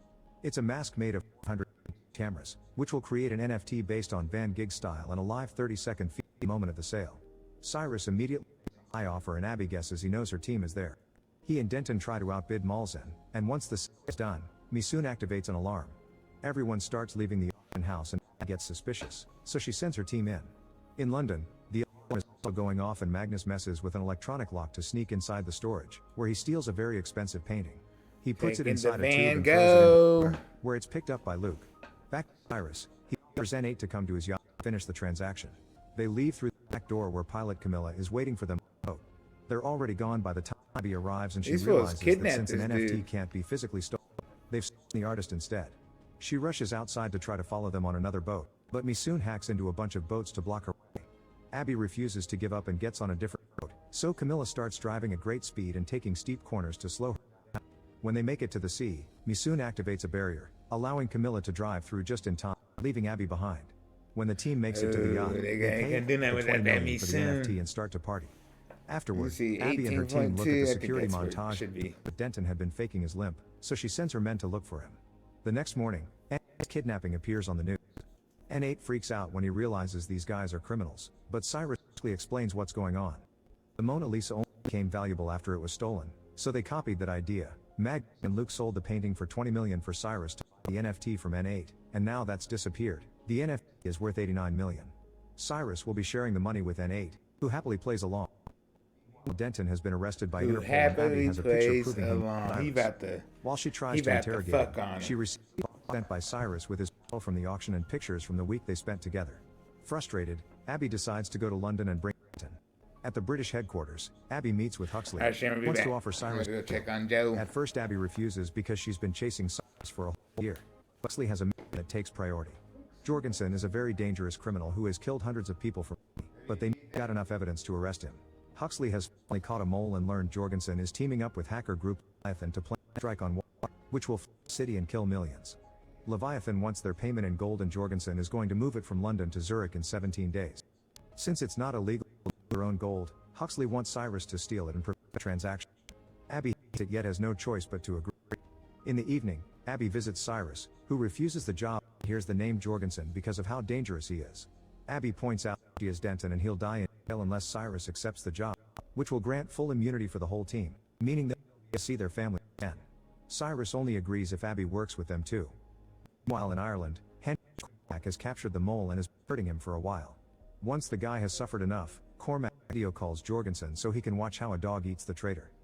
Next day Abby releases Denton and meets with the team to share the intel she has. The bars will be packed in a crate, and on both airports it'll be surrounded by guards. After lots of thinking, Cyrus decides they should take the whole plane, meaning they should use a second aircraft to swap the radar signature. To do so, they'll need a private jet, so they visit Malzen to borrow his. Malzen at first refuses but quickly becomes cooperative. Abby shows him a badge and points out he's been flying illegally. Then Malzen explains how the jet is remote controlled and shows off some of its features, like a hidden pole and a screen. Afterward, Abby uses an Interpol hangar to hide the jet, which they're covering up to look like an old unsuspicious plane. Max works on modifying his vault breaking laser so it will work on a plane despite the turbulence, and Denton is already testing new wig beards. Milla is having a bit of trouble with the simulation to practice moving the jet under the gold plane, but Cyrus has an idea. Luke will put all the cameras from the NFT on the jet so Camilla can have full visibility around the plane. He soon has a program to hack into the GPS transmission, trick air traffic control. The issue is that doing both the jet and the plane at the exact same time when they're moving so fast is impossible. Someone at traffic control will notice two planes with the same signal, but luckily Abby knows someone. Sometime later, Abby and Cyrus meet Barry, who at air traffic control but is also an informant for Interpol. Abby can't convince him to help with the helping people argument. Cyrus offers him $1 million instead and Harry instantly agrees. The duo meets with Huxley, who tells them they found the mole and because of that, the bank will move in 10 days instead of 17. Cyrus doesn't think there's enough time and wants out, triggering an argument with Huxley. Abby shuts them both up by reminding them this is about saving lives, so Cyrus agrees it's to still her. going. That's awesome. The team So I don't news know that what cyber happens. terrorists attacked Madrid's water grid and the city is now severely flooded. There are 13 dead people so far, 18.2 but they seems expect the like numbers to get worse where soon. it should be at, Cyrus though. thinks this has gotten too dangerous and tries to quit again, but the team refuses to give up now and they agree to stop Jorgensen, although Luke sounds hesitant. In his mansion, Jorgensen thanks Leviathan for the little demonstration. Lots of work, Misoon finishes the device that will hack the plane's GPS, but unfortunately it looks like a bomb. They have no choice but to choose a few of them to get on the plane with the pieces and reassemble the board. For the next 10 days, the team works hard on finishing all the details, bring up the plane, practicing the assembly of the device, and getting all the doors done in perfect synchronization. When the day finally comes, Cyrus and Abby get on the plane pretending to be a couple in first class, while the rest of the team is spread in different sections. Cormac and 4 other henchmen are also there to keep an eye on the gold. The team is wearing hidden communicators to stay in contact, and Cyrus realizes Pretty Luke cool. isn't checking in. He calls him on the phone and learns that Luke got too scared of Johnson, so he decided to quit the mission. As the plane takes off, so does Camilla on the jet. On a laptop, Misoon hacks into the plane's information and Gucci Ninja. are That's aboard, what's up. so they'll have to move carefully. One by one, the team members enter the bathroom to hide the device pieces and to put it together. She only has 10 minutes until Camilla reaches their location, so she's got to be fast. Abby manages to put the device together quickly, but when she's about to hide it behind a light, it drops and comes apart. Soon Cyrus notices she's taking too long and enters the bathroom to help her. At that moment, henchman Donald gets suspicious and knocks on the door, so Abby starts making noises to make it look like they're doing the dirty to keep him away. Meanwhile, Camilla's cameras are having trouble with the turbulence and the signal goes out. Another Shit, he camera acting. breaks, but before time runs out, Camilla pulls a 18.2 last-minute seems move like who that. pushes the jet right under the plane. Seems like Because the device isn't ready, the same signal appears twice on the computer. So Harry has to distract a coworker by pretending to feel harassed by her. Thankfully right then Abby and Cyrus finish the assembly and the device hacks into the plane, making the second signal disappear. To celebrate, Cyrus kisses after hiding the device. Afterward, he calls the pilots to tell them a fake storm and asks them to change course, sending them to a private airfield in the Alps. The pilots believe it and start flying away while Camilla releases the drone that will keep the signal on the original course to trick the other traffic computers. The pilots also announce the change to the passengers, so the henchmen get ready to act. Meanwhile, Dan is playing the part of a sick man and distracts the stewardess so that Magnus can take one of his oxygen tanks and sneak into the cargo area. Once Misoon cut down the Wi-Fi and hacked into the gold's lock, Magnus puts on a mask and opens the compartment with the gold, which hits him with the pressure variance and makes the plane shake a little. Accessing the gold with the laser is going to take a while, and the henchmen are getting in position. Donal uses his gun to kidnap a stewardess and tries to get her to open the cockpit, which is seen by Abby. At that moment the laser makes the plane shake again, and Cyrus uses the chance to tackle Donal, who responds by opening fire. Cyrus begins throwing bags at him as defense and jumps on him to disarm him while a second henchman arrives. This guy is jumped on by Abby, who starts beating him up at the same time Cyrus starts fighting Donal hand to hand. The more Magnus uses the laser, the more the plane shakes, and both fights start stumbling all over the place. Donal tries to push Cyrus with a phone cable at the same time Abby pushes a cabinet, causing both henchmen to dodge out of the way and the cabinet falls downstairs with Cyrus and the stewardess. At that point, Magnus finally opens the safe and has the gold. Abby knocks down the other henchman while Donal retrieves his gun, but before he can shoot, Cyrus knocks him out by smashing him against some glass. Then Cyrus and Abby try to reach Magnus, only to find the way blocked by Cormac and his gun. Suddenly the plane lands on the new destination and since the ground is frozen, it starts sliding around, not stopping until it gets caught by the snow. Soon Camilla also lands with the jet and she has to make an extra effort to stop it from sliding right before it hits the plane. Cormac and his 2 men capture Abby, Cyrus, Magnus, and Camilla. After calling Jorgensen to confirm the gold is fine, Cormac promises to deliver it himself. Cyrus tries to make him use the train as originally planned, but Cormac chooses to take the jet, taking the team with him except for Magnus. Moments later, Camilla is piloting the jet under Cormac's orders, but she presses the button to send her teammates a signal. Abby and Cyrus put on their seatbelts and Camilla starts piloting the jet like a maniac, making it shake while pretending it's the gold throwing them off balance. All the shaking is slowly removing the metal covers, which will help the jet be found again. Back in the Alps, Magnus hits his helicopter and steals the gun, only to put it down and try to escape. When the henchman grabs the weapon and tries to shoot, the gun backfires and hurts his hand just like Mac modified it to. The train station, Huxley notices the gold incoming and his partner informs him the plan failed. Now the gold is flying to Jorgensen's villa. Huxley decides to call the NATO and tells them about a terrorist threat that needs to be shot down, not caring if Abby dies in the process. As the military jets take off, Jorgensen meets Leviathan leaders and pretends the delay with the gold was his own plan to distract the authorities. Soon the team's plane is surrounded by the NATO jets, so Harry informs the authorities that there are civilians aboard. However, Huxley lies and says it isn't true, ordering to shoot it down anyway. Desperate, Cyrus activates the pole to disarm the henchman. Then he and Abby start fighting them all over the place. In the struggle, Abby manages to grab the remote control and makes the word civilian hostages on board appear on the big screen under the jet. Then Camilla pulls a crazy move and turns the jet upside down to show the message to the soldiers, who immediately cancel the rockets. Once the other jets are gone, a henchman threatens Camilla into making things right. She puts the jet back in position, fighting the thug, who immediately pushes her back on the seat and breaks her wrist, reminding her to land. Still going. Camilla pretends to pilot So only to suddenly 18.2 pull a then lever. would be the 18.2 negative 4.0 is where I need to be at. 18.2. Oh, it just went. Oh, it just went as soon as I said that. Oh, as soon as I said it, it just went. Hey, it lasted a long time. I don't know what happens. We gotta try to fix that somehow.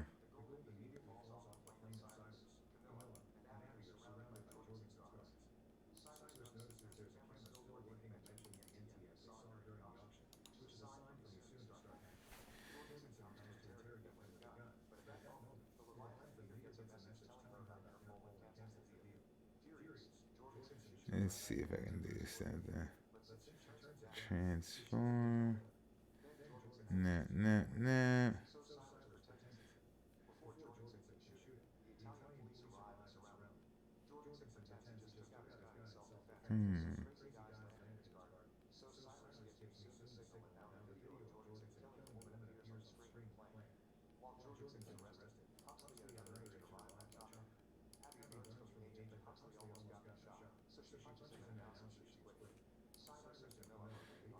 Ooh, Soon joins them.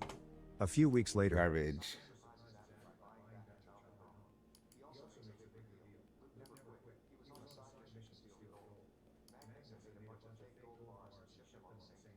so during the fight, he exchanged It was trying. It was trying.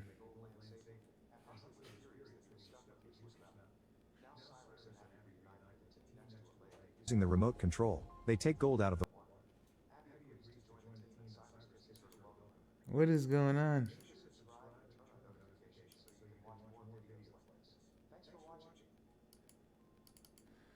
All right, we.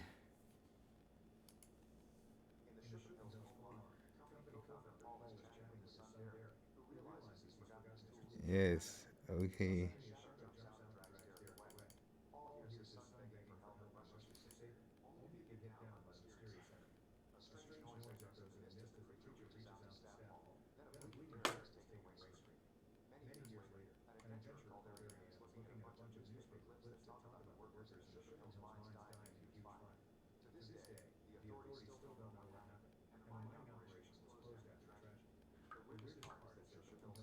On maps since the 70s and its population seems to have disappeared. Ariane is gathering as much information as possible about it because she's been hired by a group of scientists to find the mines again. When they're finally ready, the group leaves in Ariane's car and quickly notices their phones have no signal. Eventually they cross a small town and stop at the store for supplies. There are some really creepy things in the shop and Ariane gets the chance to ask the proprietor about the location of Shookham Hills, but the man says that he has never heard of it. When Ariane keeps pressing for information, tells her to go back to where they came from. Ariane leaves without buying anything, and a local man who overheard the conversation makes a call to report there's trouble coming. As Ariane's group tries to leave town, a car starts following them. Ariane speeds up to try to lose it, quickly making it out of town and into the forest. However, the car suddenly comes to a stop, so Ariana goes off the road and hides for a moment to wait until the car is gone. She explains to the scientists that the car has been waiting for them to pass one specific point in the road, so that spot is where they need to go. The group crosses the forest by following that clue, not noticing the sign with a danger warning. The car goes down a narrow dirt road until they find the way blocked by an electrified fence, which means something important is on the other side. Thankfully, there's a tree leaning over the fence, so they just have to climb it to reach the other side safely. After the group starts exploring the area, only stopping to take samples. Eventually, they decide to set camp over to rest for the night. Scientists spend the evening discussing theories about the disappearance of Shookum Hills. Darren thinks it was a sinkhole, but Sean thinks the American government was making its own version of the well. Government. A hole dug by the Russians that was so deep it supposedly was the broke through hell. government. He even has a recording of the strange sound they discovered in that hole. It almost sounds like a creature moaning. Sean believes it's the screams of the damned, but Darren says it's the grinding of tectonic plates. Meanwhile, a group of locals led by Dale find out the wires in their electrified gates have been torn from the inside, which a wild animal can't do. They look around the area for clues, and the men checks another installation up close, only for a mysterious creature to suddenly pull him and kill him. Moments later, an old Paul shows up and tells the group that he wants the on immediately. The next day, the team keeps exploring and sees various posts with megaphones, so they assume they're a warning system for gas leaks, although they're quite new. They also find studio foam, which is usually used for soundproof. Eventually they find a grill on the ground expelling lots of smoke, but when they're about to take some samples, the car from yesterday shows up. The team hides and waits for the car to leave, then Ariane insists on moving faster because the locals obviously know they're here. After lots of walking, they finally make it to Shookum Hills. The buildings are well preserved, but there isn't a single person inside. They start recording as they enter a random house and notice more smoke, causing them to wonder if the gas from the mines is the reason behind the disappearance of the townspeople. This is the new Suddenly one. Ariane opens the back door in the house and discovers the mining area. The scientists Here are we very go. happy to have found proof of the story and they rush to a huge hole on the ground.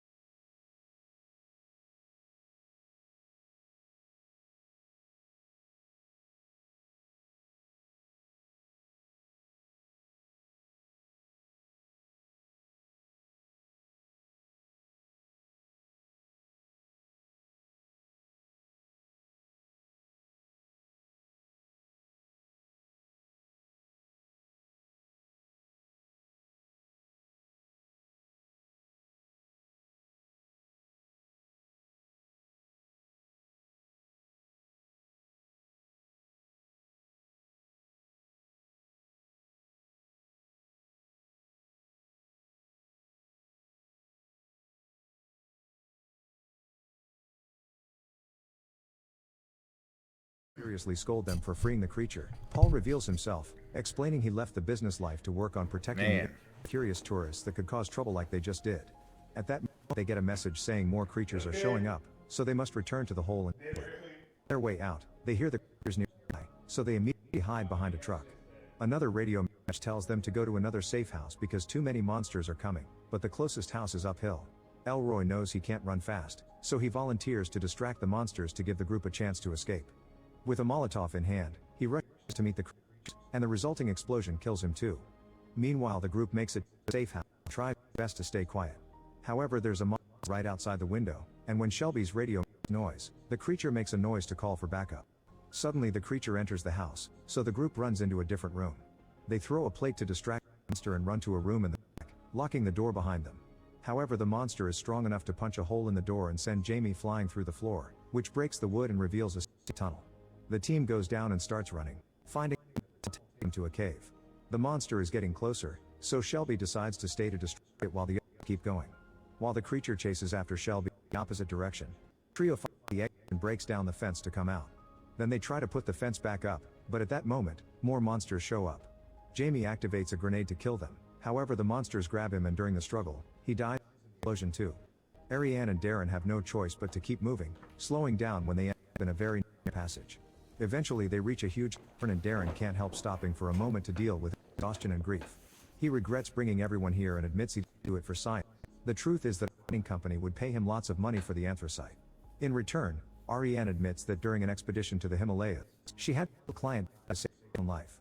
Since Darren has lost all hope, Ariane decides to continue alone but promises to come back for him. Meanwhile in town, all the locals by Paul use the megaphones to attract the monsters to the gate and quickly open fire to kill as many as possible. At that moment Ariane returns to the surface and starts following the sound of shots, only to suddenly hear the monster approach. She manages to hide in the trash and waits for the monster to leave, but when she comes out, Creature knocks her out from behind. When Ariane wakes up, she finds herself on a raft with a dead Elby and a monster. She also panics when she realizes her legs are paralyzed. She tries the water, only to discover there's a nasty critter there too. Her scream gets the attention of the creature, who puts her to sleep again. Moments later, Ariane wakes up and discovers she's with Darren and Sean. While Darren tries to give her a grenade, Sean says that creatures are alternative entities that colonize like ants. Suddenly two monsters grab Sean and bring him to feed their queen, who is bigger but incapable of moving. While Sean is eaten, Ariane manages to grab the grenade, but the creatures grab her and use her as food too. Finally, Darren has his phone and activates the alarm to get the attention of the monsters, giving Ariane the chance to throw the grenade into the queen's mouth. The queen quickly dies while Ariane and Darren run away with the monsters closely following them. Eventually, they find a rope leading to the ground and Ariane quickly climbs up, but Darren is slower. Soon a creature is climbing the rope, so Darren stabs it with a knife, but since more monsters are coming, he decides to cut the rope instead. Darren falls to his death and while the monsters feed him, Ariane sees the locals arrive. A man cuts the rope, but Paul pushes him away and helps her out instead. Then the locals use flamethrowers and rifles to keep all the creatures retained in the hole. Afterward Paul drives Ariane to the gate and tells her about his death. What is this? He points out no one will believe her story and asks her to help, so Ariane agrees to stay and fight. Make sure to subscribe What and movie was this? What? It's Silent Hill. Shookham Hills coal mine company co-founder Paul is fighting with his son Eric, who realizes he's gotten his tools and goes back for them. Suddenly a shadow. That's pretty cool.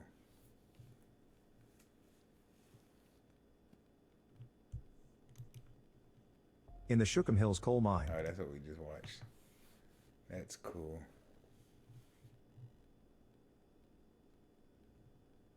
I already seen that one. I already seen that one. I already seen that one. I ain't seen this one. I ain't seen this one. Yeah, I watched all these already.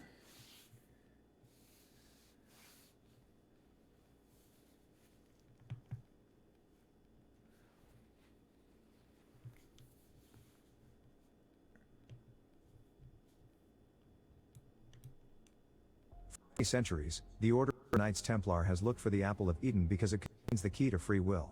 By secrets, they'll have the power to control all freedom of thought, which is why the Order, known as the Brotherhood of Assassins, tries to stop them.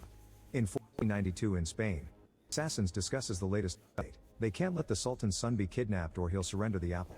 A enemy called Aguilar is accepted in the organization and they cut his finger as part of the welcoming ritual before handing him a pair of hidden blades. In Baja California, 1986, a young cat is on the roof of a building trying to make a jump with his bike, but he fails and falls. When he gets home, he's shocked to find the body of his dead mother with her necklace in her hand. To make it was his father Joseph that killed her. The first As game a was bunch of pretty cars good. led by Ricky approach the house, Joseph tells Cal to run because they found him. Cal immediately Actually, you gets know on what? I'm the ready horse to as fast as possible, managing to escape. The men enter the switch house. 30 years later, Cal is now grown. We're playing Siege. We gotta.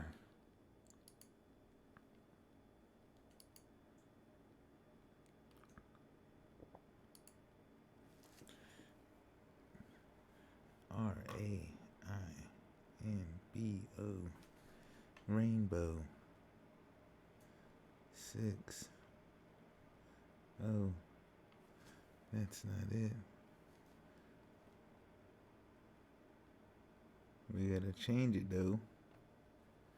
Rainbow.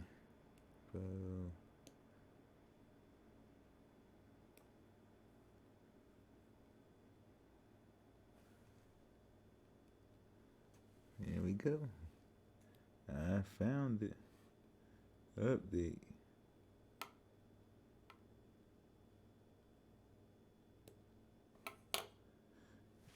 Things were updated. Play a couple games of this. What time is it? 10, 11. I want to paint tonight. I got a few sisters. I got a few sister squad, few battle sisters I need to paint, so let me go ahead and get that done.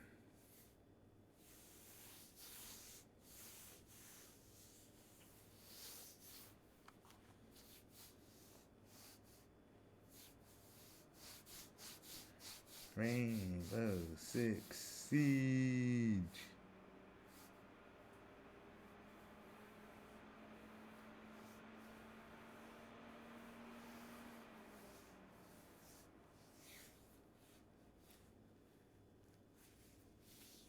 Rainbow Six Siege. Let me see.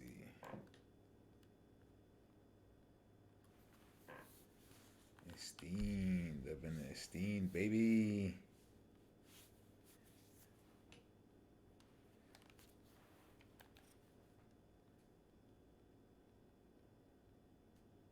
I kind of want this Echo skin.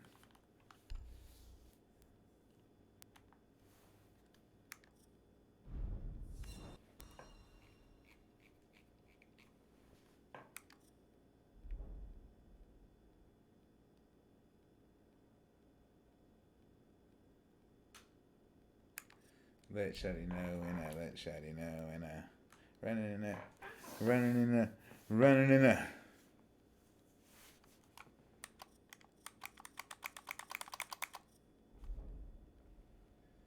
I'm trying to get that exemplary. I better get it. I think I should get it. Unless they come out with some sort of.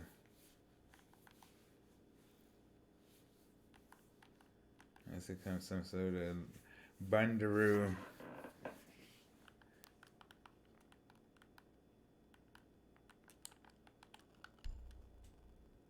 Let's see what the Bundaroos are looking like.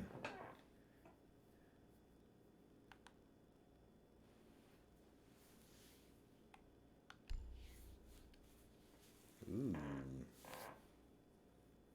From Dead by Daylight.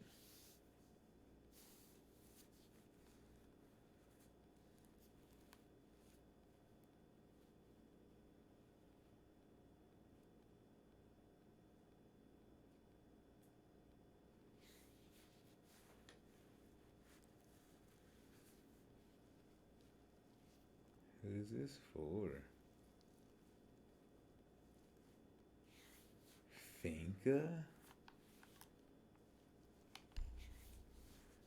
No way.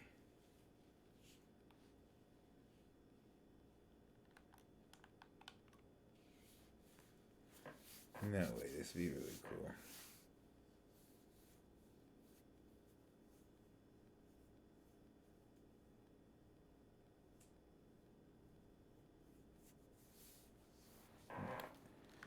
Yeah. Yeah. If I had the extra K of shoulder, we'd be getting this.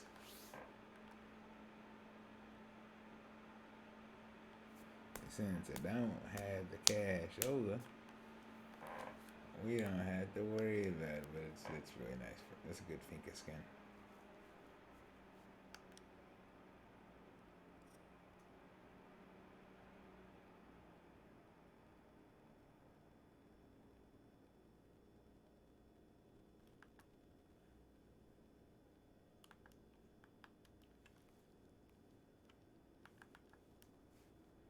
Capcan. That's alright. Sudden Glacier.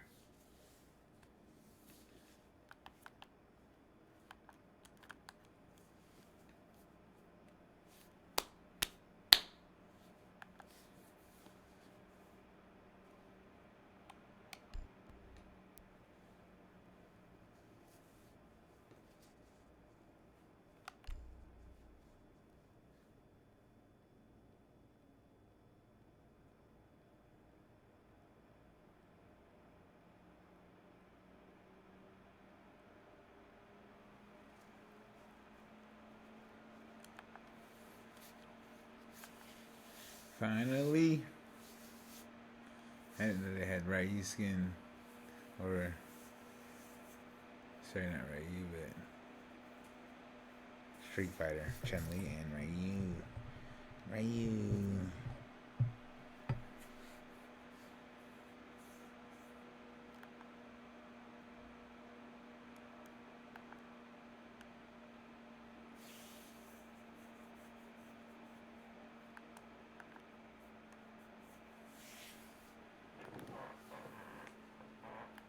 It's a Finka skin?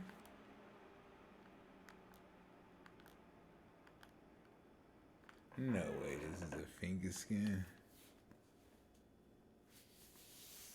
Oh, I was gonna say, it's Yang. What?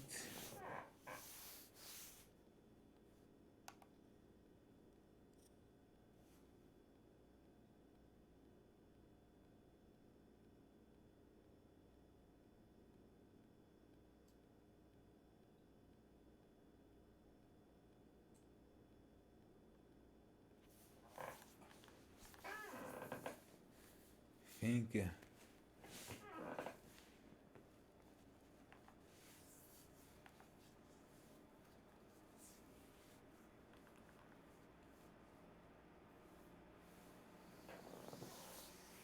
See, Clash would be cool.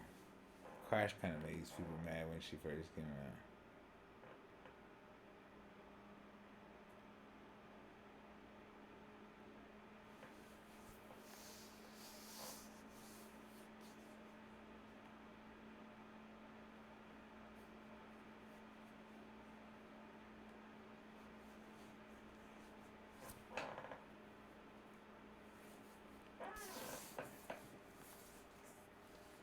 Twitch.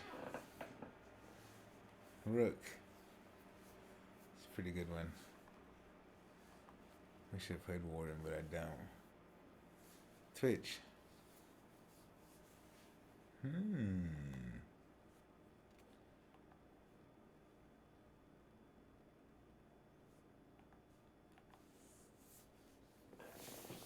Wrestling.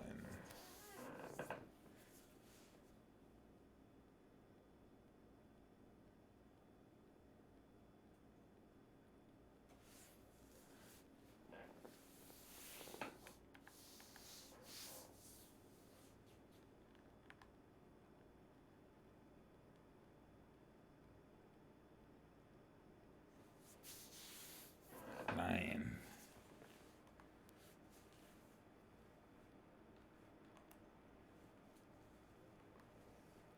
Oh, I knew it was near. I mean, that's what I thought.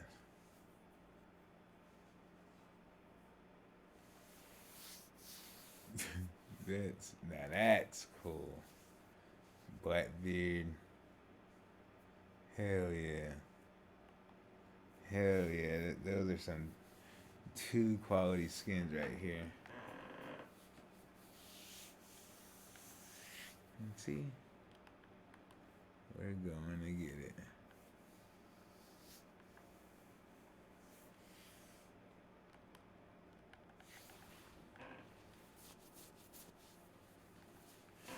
Ying, ying, ying.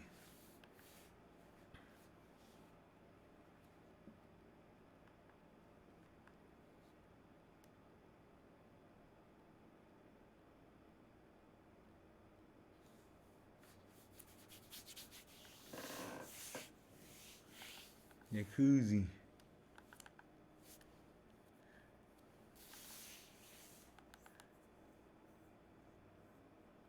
Witch Sisters.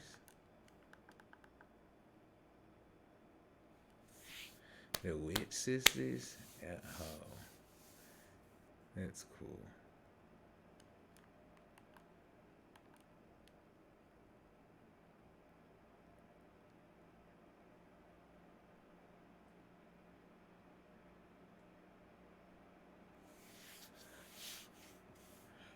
Nazi.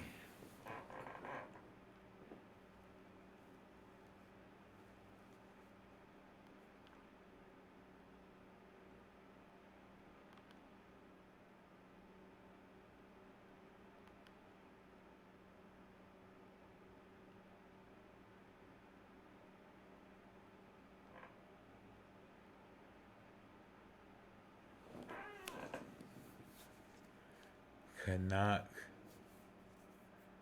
Come on, give me some other ones.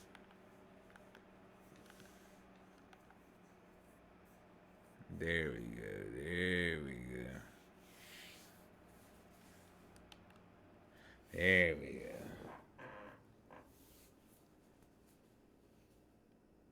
Something like this.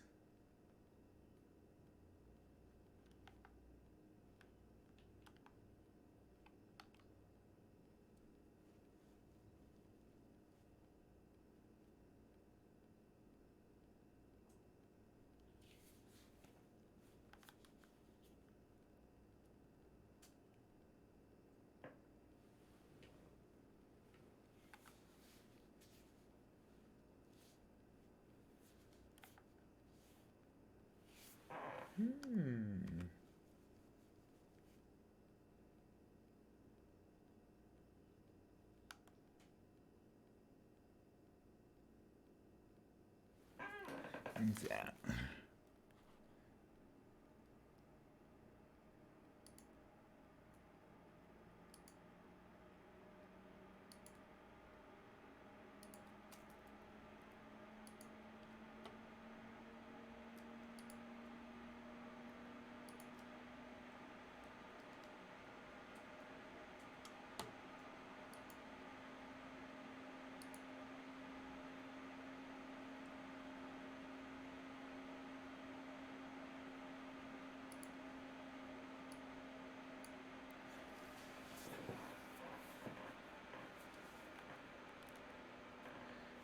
That could be skin be cool, Zofia.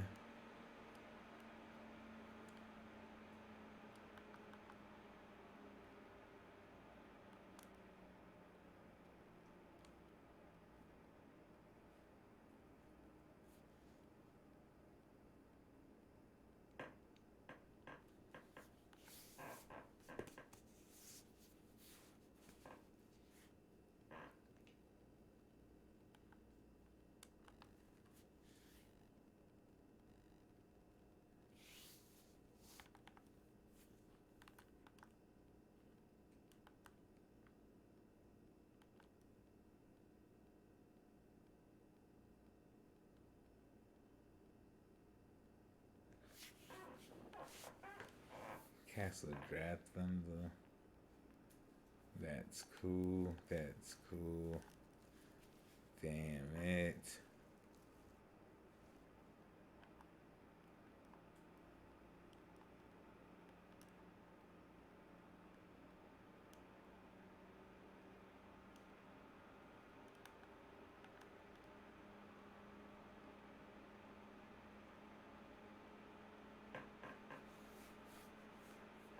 Smoke.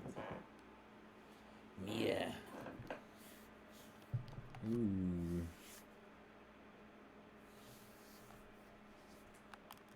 Ooh. Okay, they got some decent.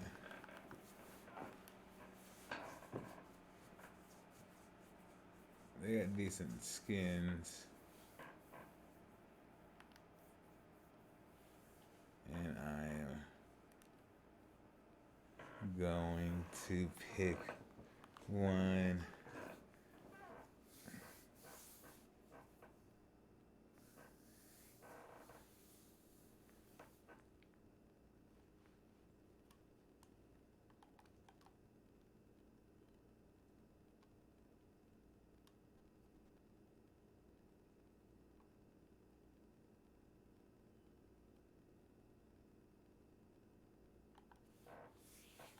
HK. It's either gonna be this Echo skin, this Capital, the Mira. Yeah.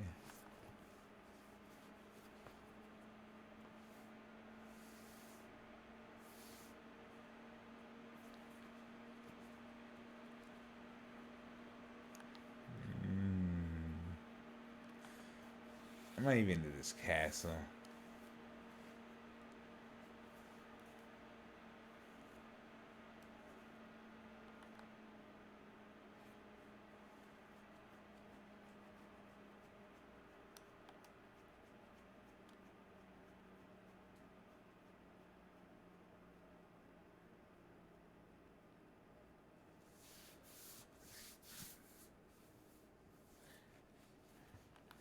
I don't know. I shouldn't have looked at this. They really good. And that's my girl. That's my girl. We'll do Echo. Just because. No. We'll get him next. We're gonna do.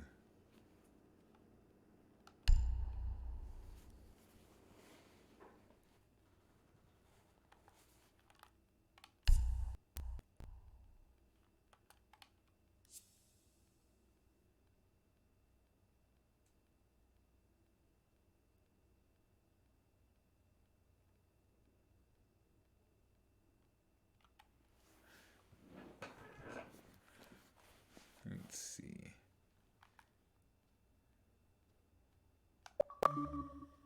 Okay, Lavella. Alright, let's go to operators. Let's see what we got now.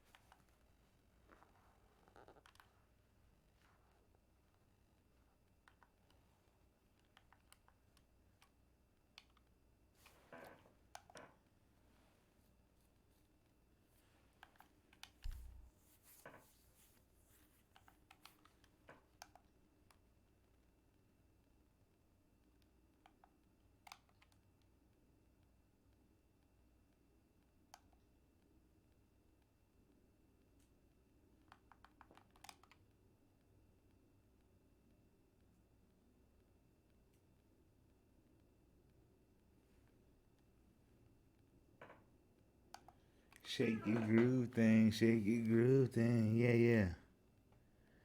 Show you how to do it now. Shake your groove thing, shake.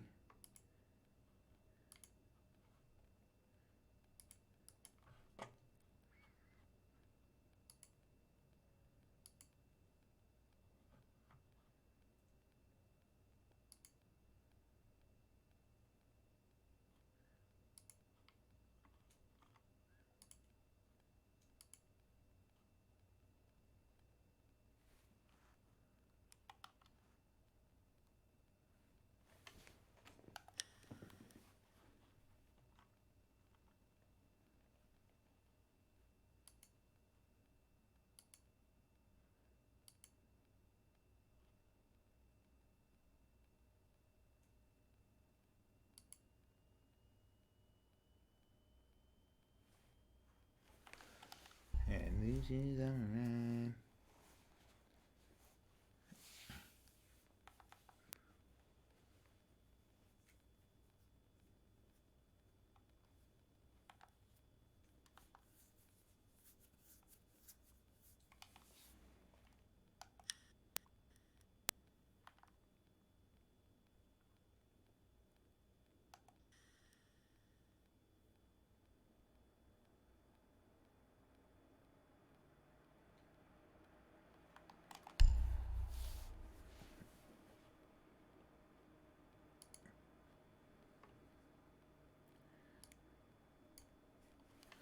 Some people want it all, and I want none of it all. If it ain't you, baby, if it ain't you,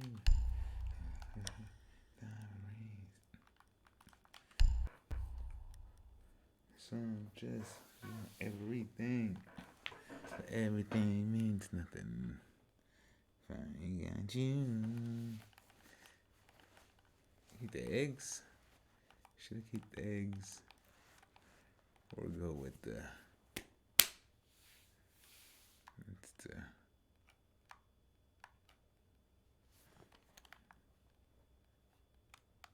Ooh, that's even better. That's even better.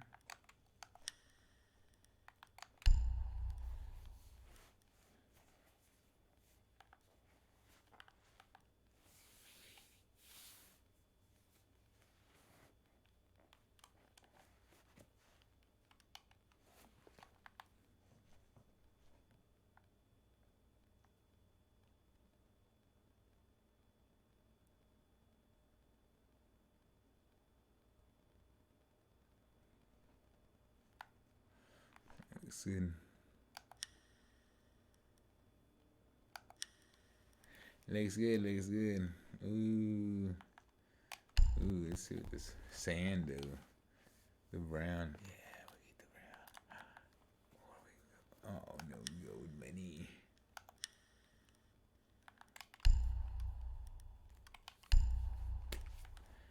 Change the sights. Red dot B, baby.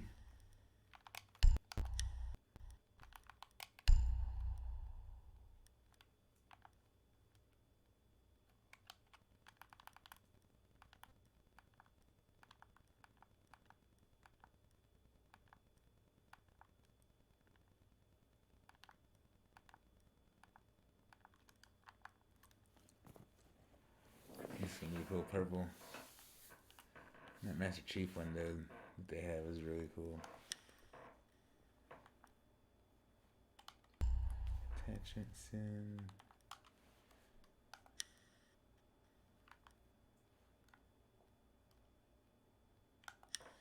Yeah. Oh wait. Jacked up again. Oh well. I don't know what to do.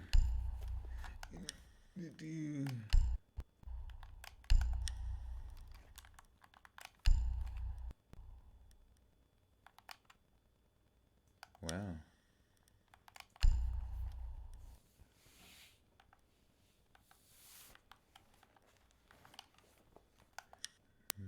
But right in. Super shorty.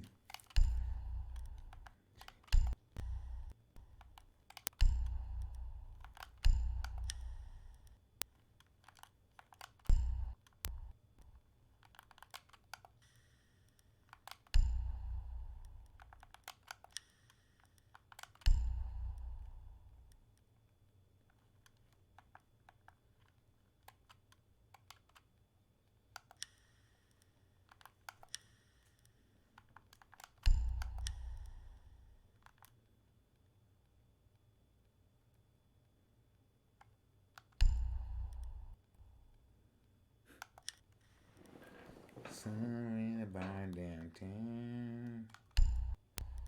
Dream about me, baby, dream about me, baby. You have me in a heart right now.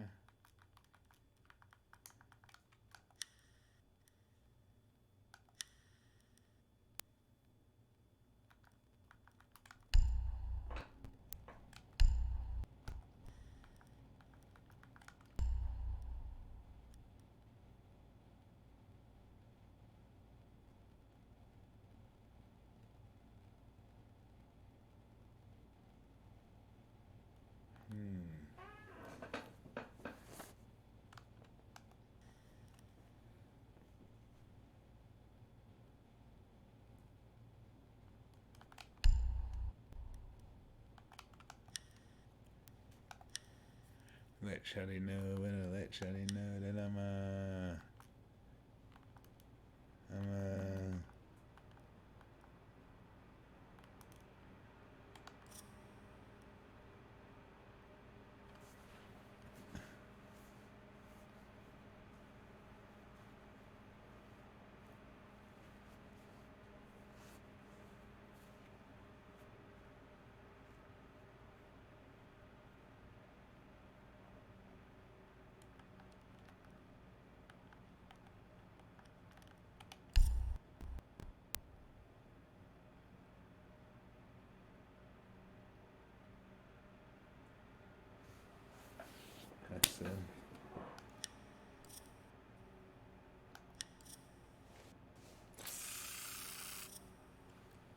girl.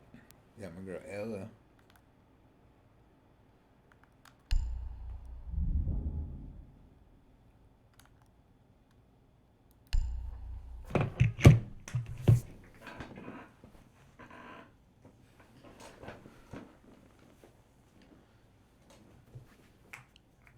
Oh, they put in this new map. Pretty cool.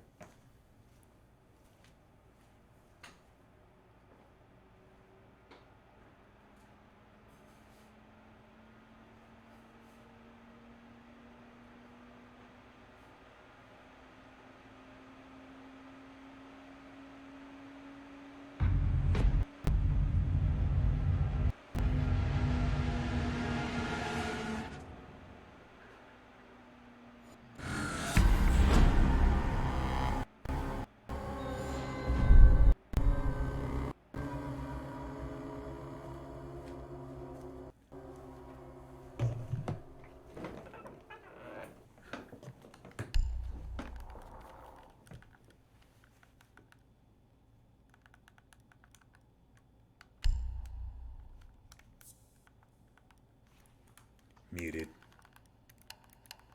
Don't know why you're breathing hard. I think that might be a medical problem. I hope it's not. I'm worried. People that breathe like that, they got like big stomachs or something. Heart congestion. Some sort of heart disease.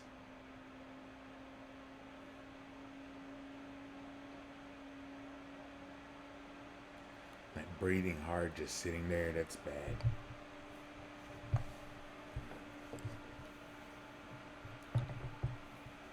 I'm not judging, but just saying. Friendly drone deployed. Op 4 is reinforcing its location. Very much, man. I just had a double time on this shit. So,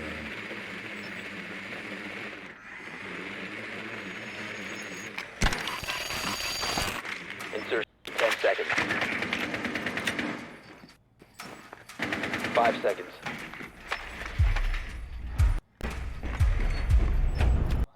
Container located. Proceed to its location.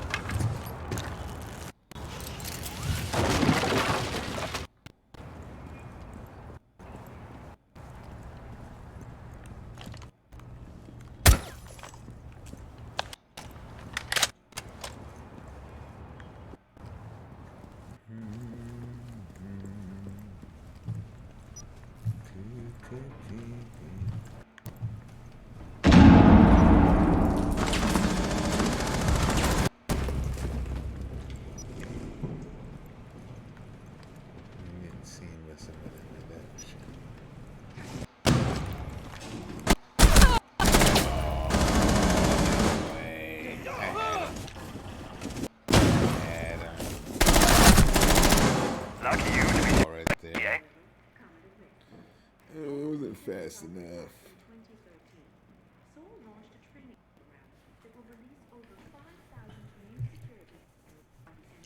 Hostile activity. Resume securing the container once the threat is neutralized. Maybe you get a good on my stream and I will clip it.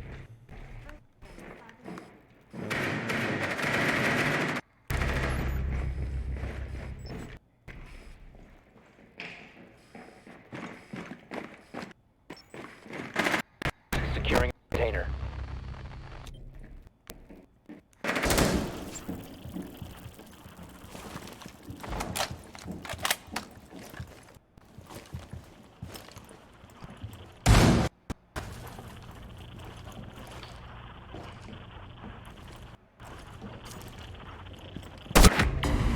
All friendlies have been eliminated.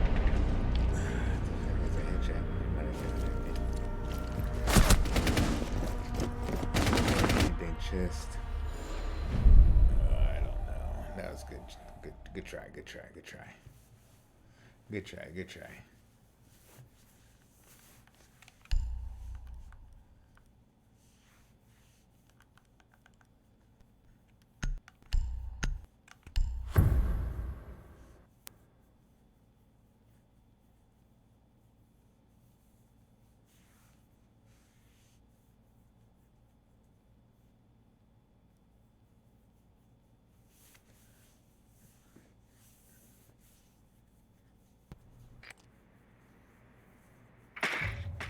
Only drone deployed. Op is reinforcing its location.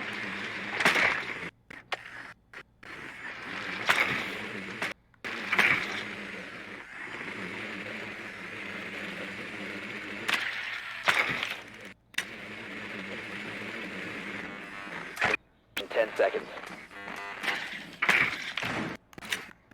5 seconds to go. Proceed to biohazard location.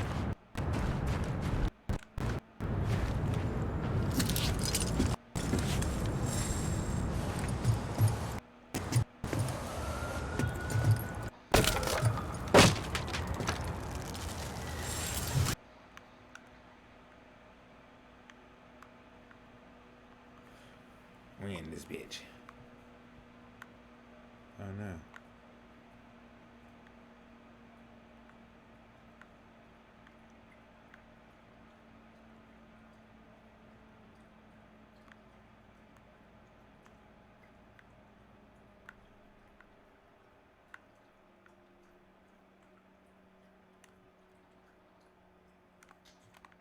Somebody else is running around up there.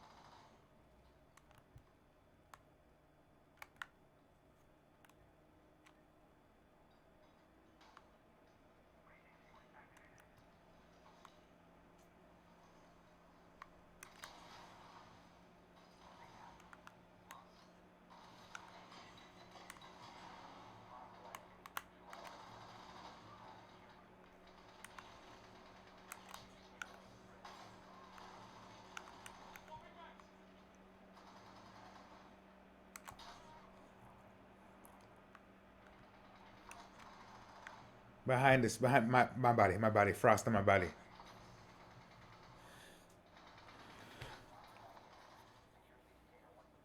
Or not frost, somebody's on my body. Sorry.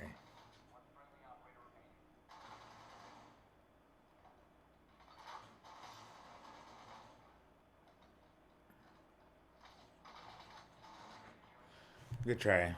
GG. I shot somebody's with a fire arrow. That was pretty funny. They were trying to crawl. Gotcha.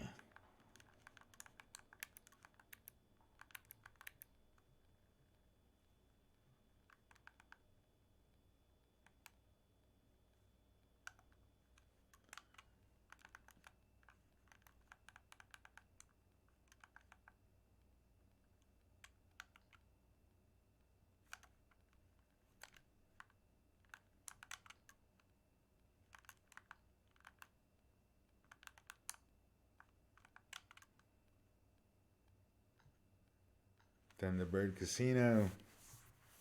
Let's go.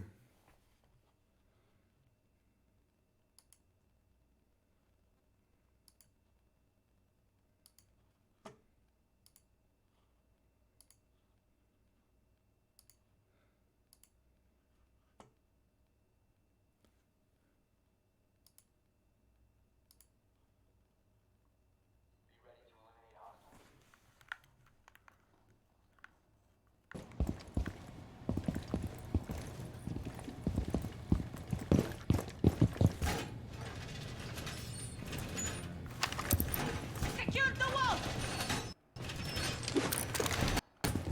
10 seconds insertion. Kona on standby. On a 5 seconds. To redecorate the meridian. Kona Protect the biohazard container at all costs. station placed.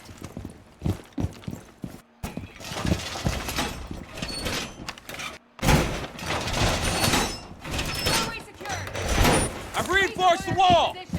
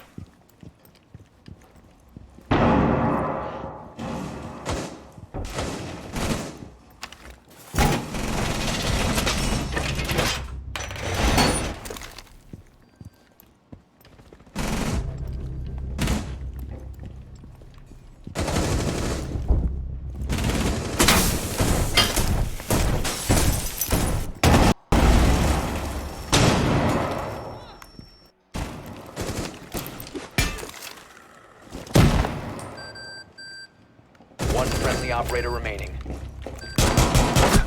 No way. Mission failed. All friendlies have been neutralized. Hey. He should be dead. That's headshots. Get out of here. Yeah, anyway, then.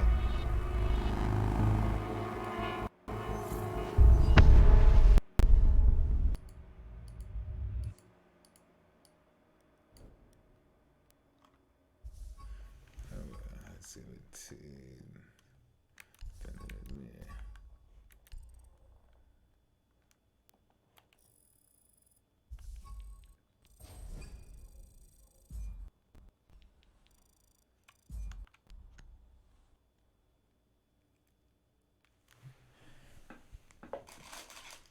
running in that like a trash bin. Bend it over.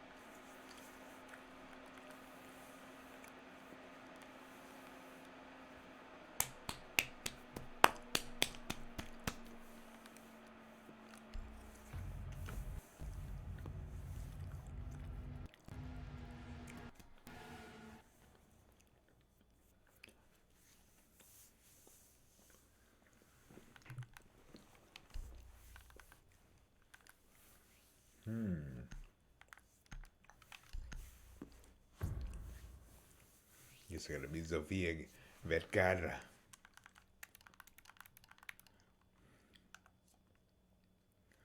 What's up, team? Twitch.tv/DabsonsA405. Come check me out. I'm live right now. Just a friendly streamer, just trying to have fun. Even though I love this game a lot, it's very competitive. And if you get your kill cam, it's gonna be on my stream. I'll clip it if it's really good. I'll go through when I do my edits. I'll go through what happened through this whole match Friendly drone deployed. Op 4 enforcing its location. and see what's funny.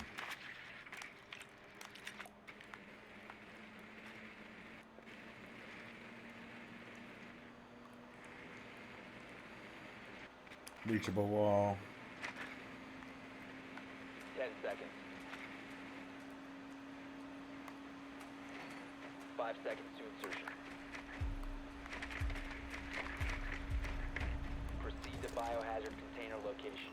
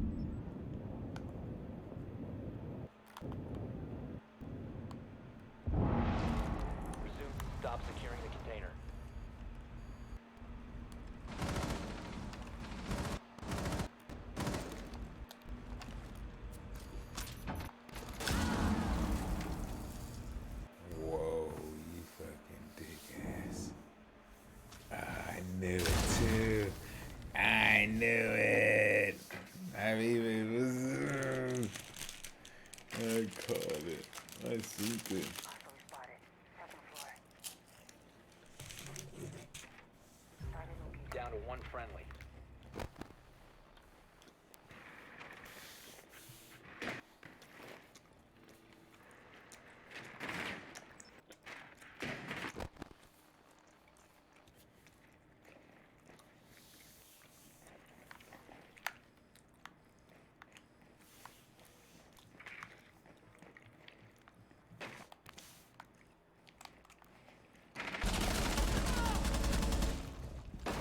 Resume securing the container once the threat is neutralized. We have eliminated.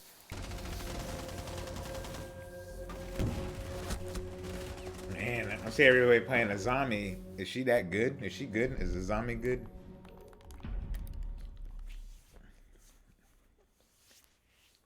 I mean, I'm pretty sure they're all pretty good, but speed-wise, is she pretty good? Is I guess what I'm asking.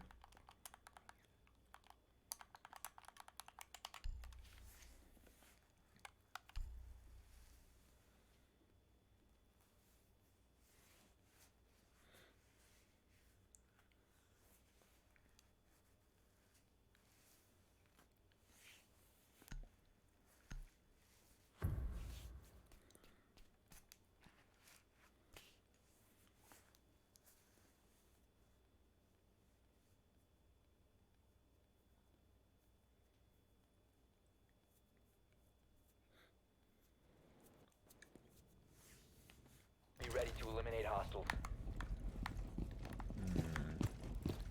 Shield deployed.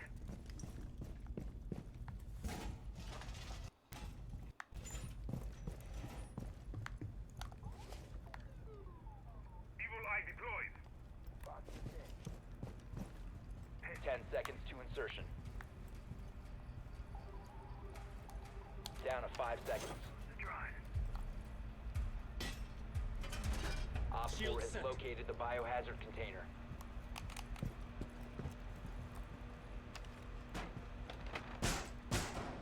Setting barricade!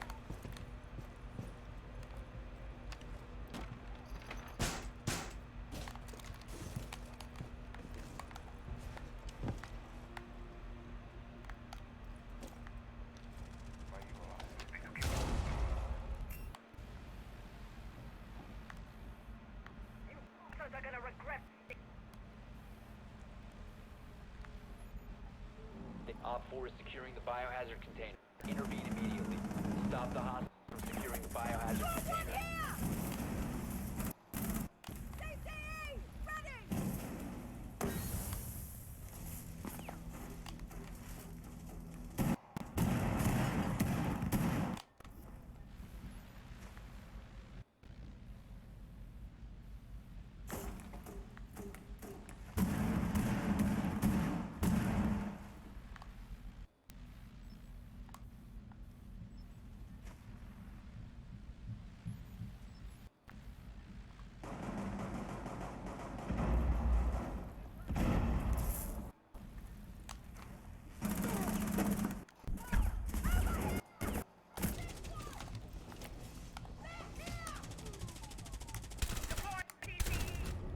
Friendly victorious. Hostiles eliminated.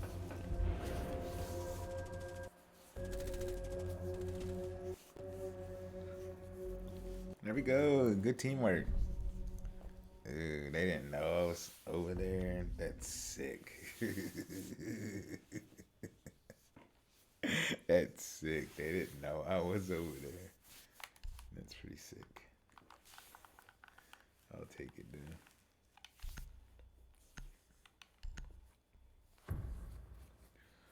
I'll take it. Nah, I should have just been Echo again. That'd have been good. Be ready to eliminate hostiles.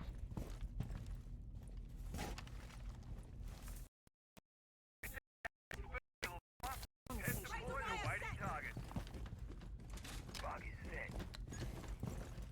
He shoots, he scores. That's a drug. 10 seconds left. 5 seconds to insert. Op 4 has located the biohazard container.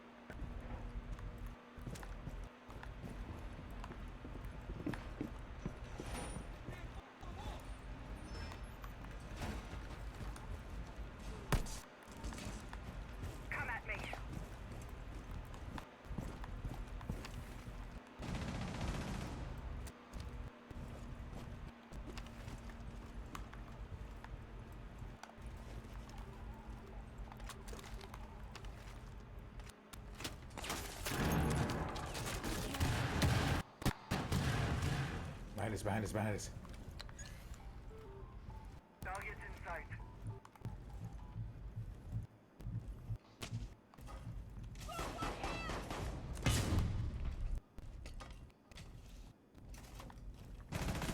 Shield deployed.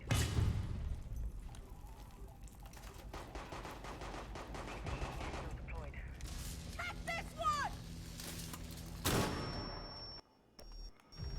One op 4 remaining.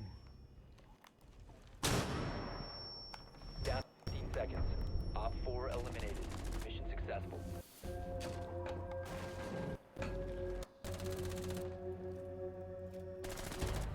Shot him in his head. GG, team.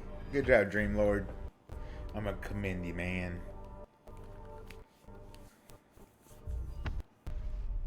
It's pretty cool skin, too. Even though I don't like Mozzie. Ooh.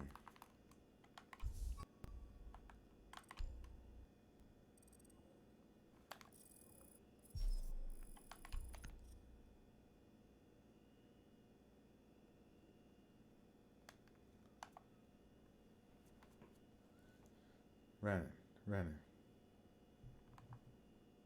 Got one. Oh, it's hard to get him.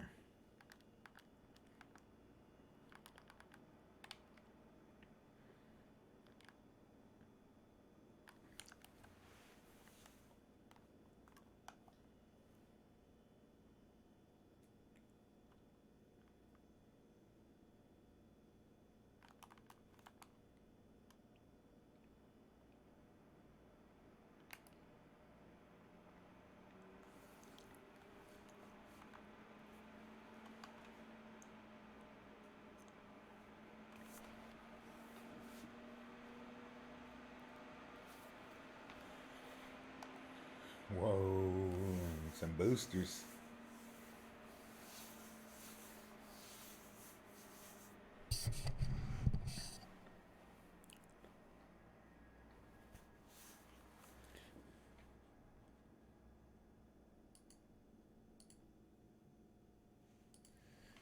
Let's see. Let's do front gates. Let's go with Habana. Habana. Banana.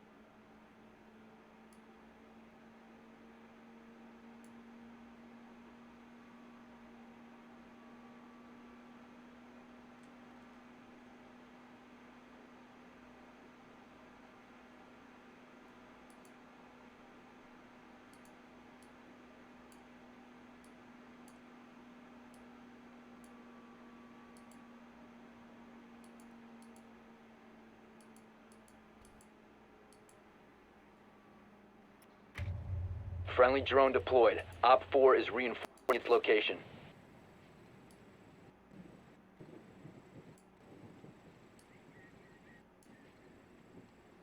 What the freak?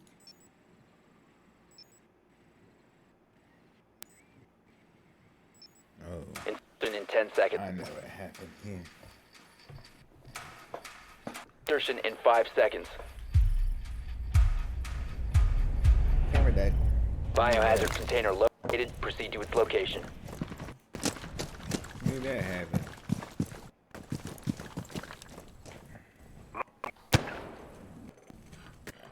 Get out!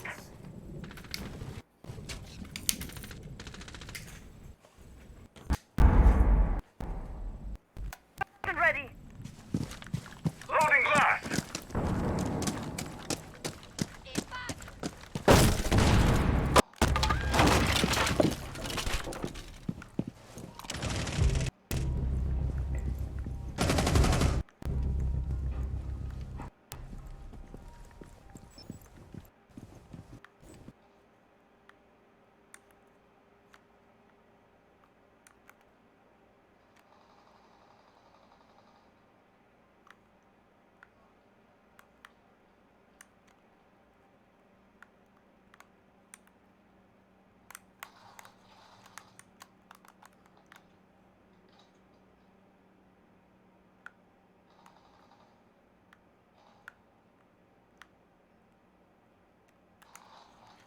On me, on my body, on my body.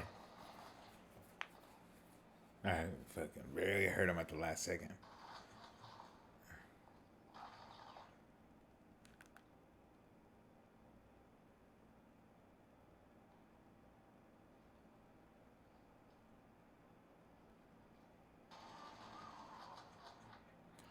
Good try, GG. That was a good try.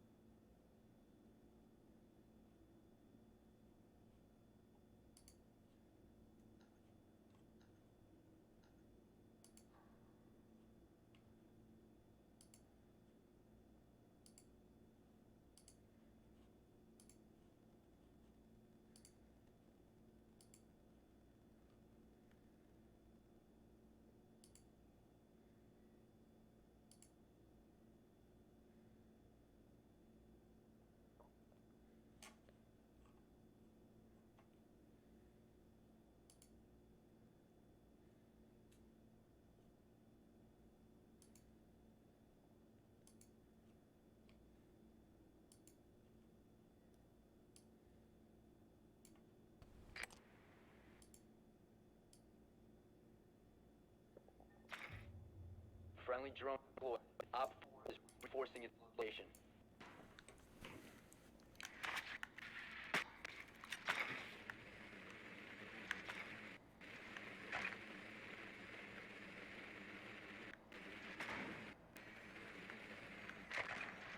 Ten seconds. 5 seconds to go. Biohazard container located. Proceed to its location.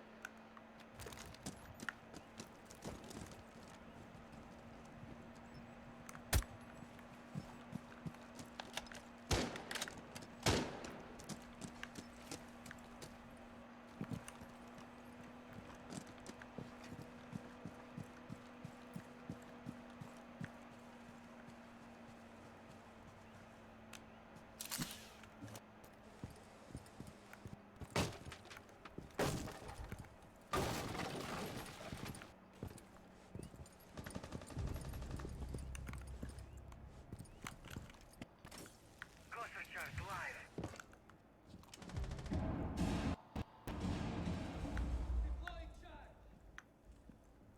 Cluster charge.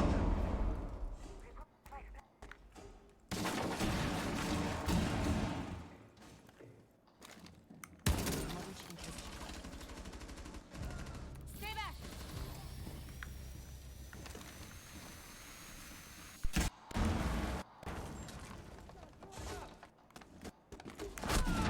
Four last operator standing. Planted.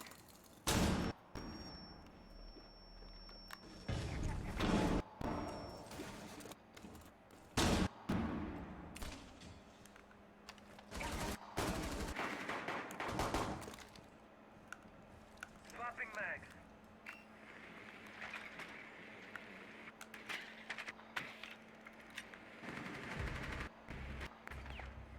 Enemy spotted. Second floor.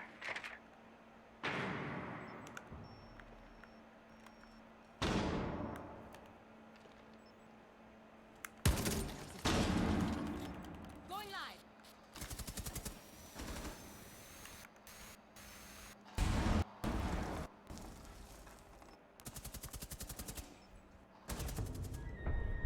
Op 4 eliminated.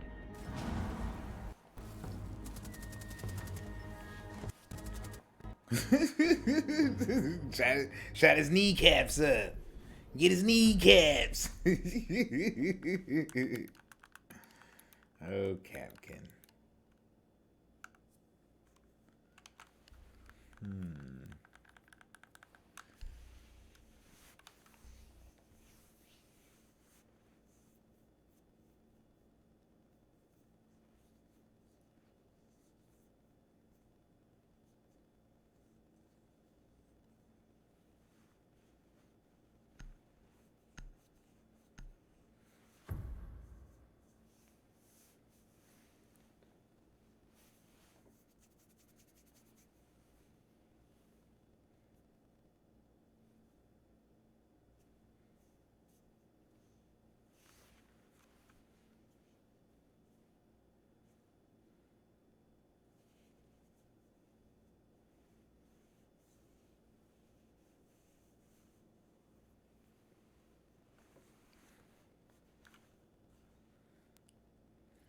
to eliminate hostiles.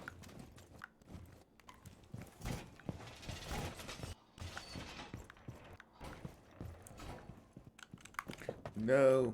Oh, what the? About to die. Activate jammer. 10 seconds left. Activate jammer. Reinforcements nearly done. 5 seconds to insertion. Initiate jammer. Op 4 has located the biohazard container.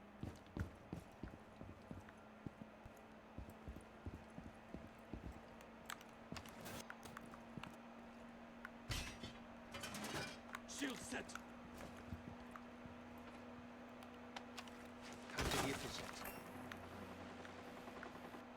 ADS up and running.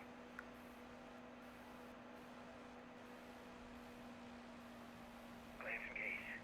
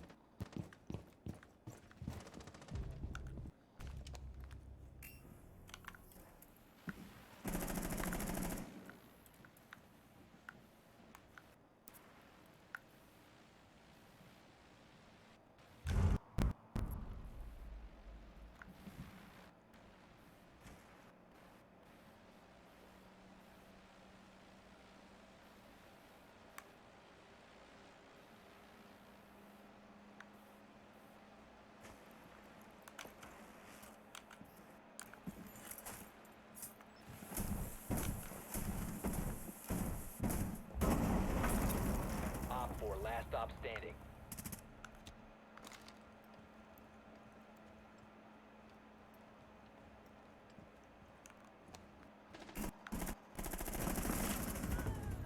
Op 4 eliminated. Mission successful.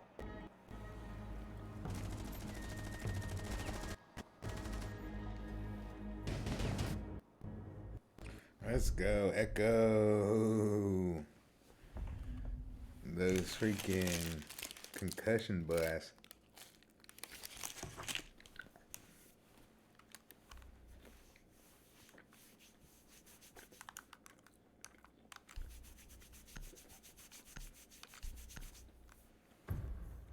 A Rooney. I like a Rooney. Hey, Adam.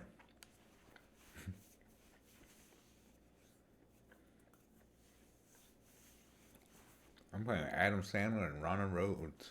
That's cool. I wonder if they're in a party together. Be ready to eliminate hostiles.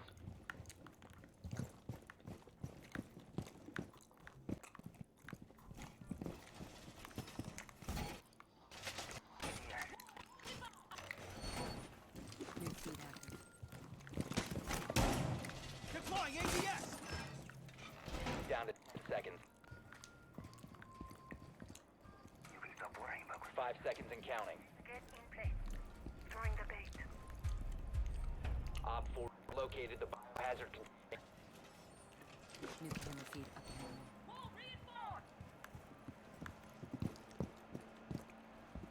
Setting up a laser gate deployed.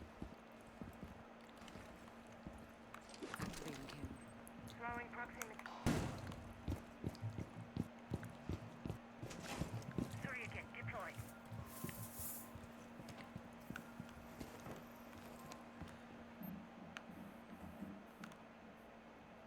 Confirmation. Visual on the target. First floor.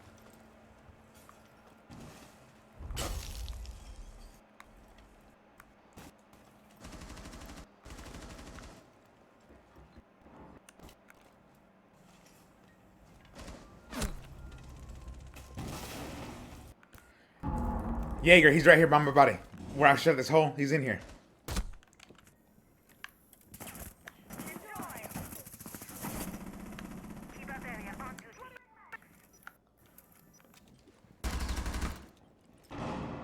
He's ready to shoot. Shoot.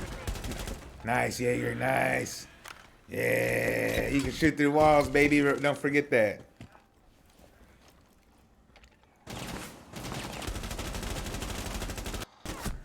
Oh, good try, Jaeger.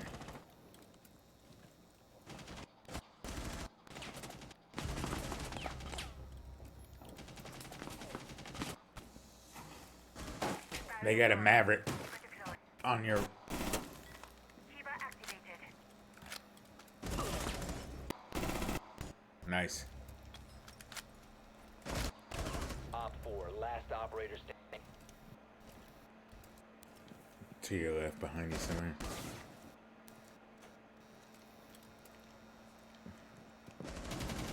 One friendly operator remaining. 15 seconds. Ooh, I like that gun you got. MX4 Storm. Ooh, laid some bullets down fast. GG team.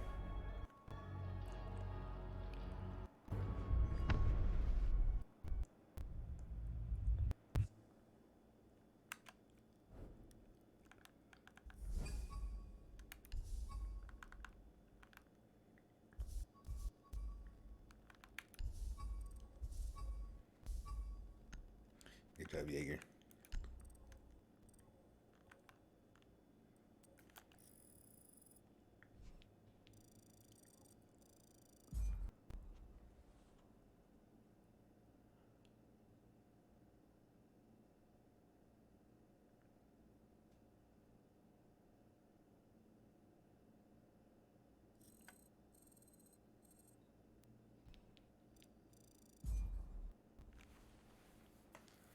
Almost.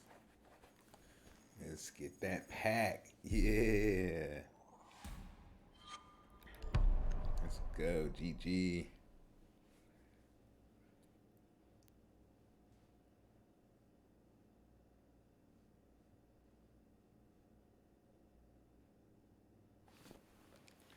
See.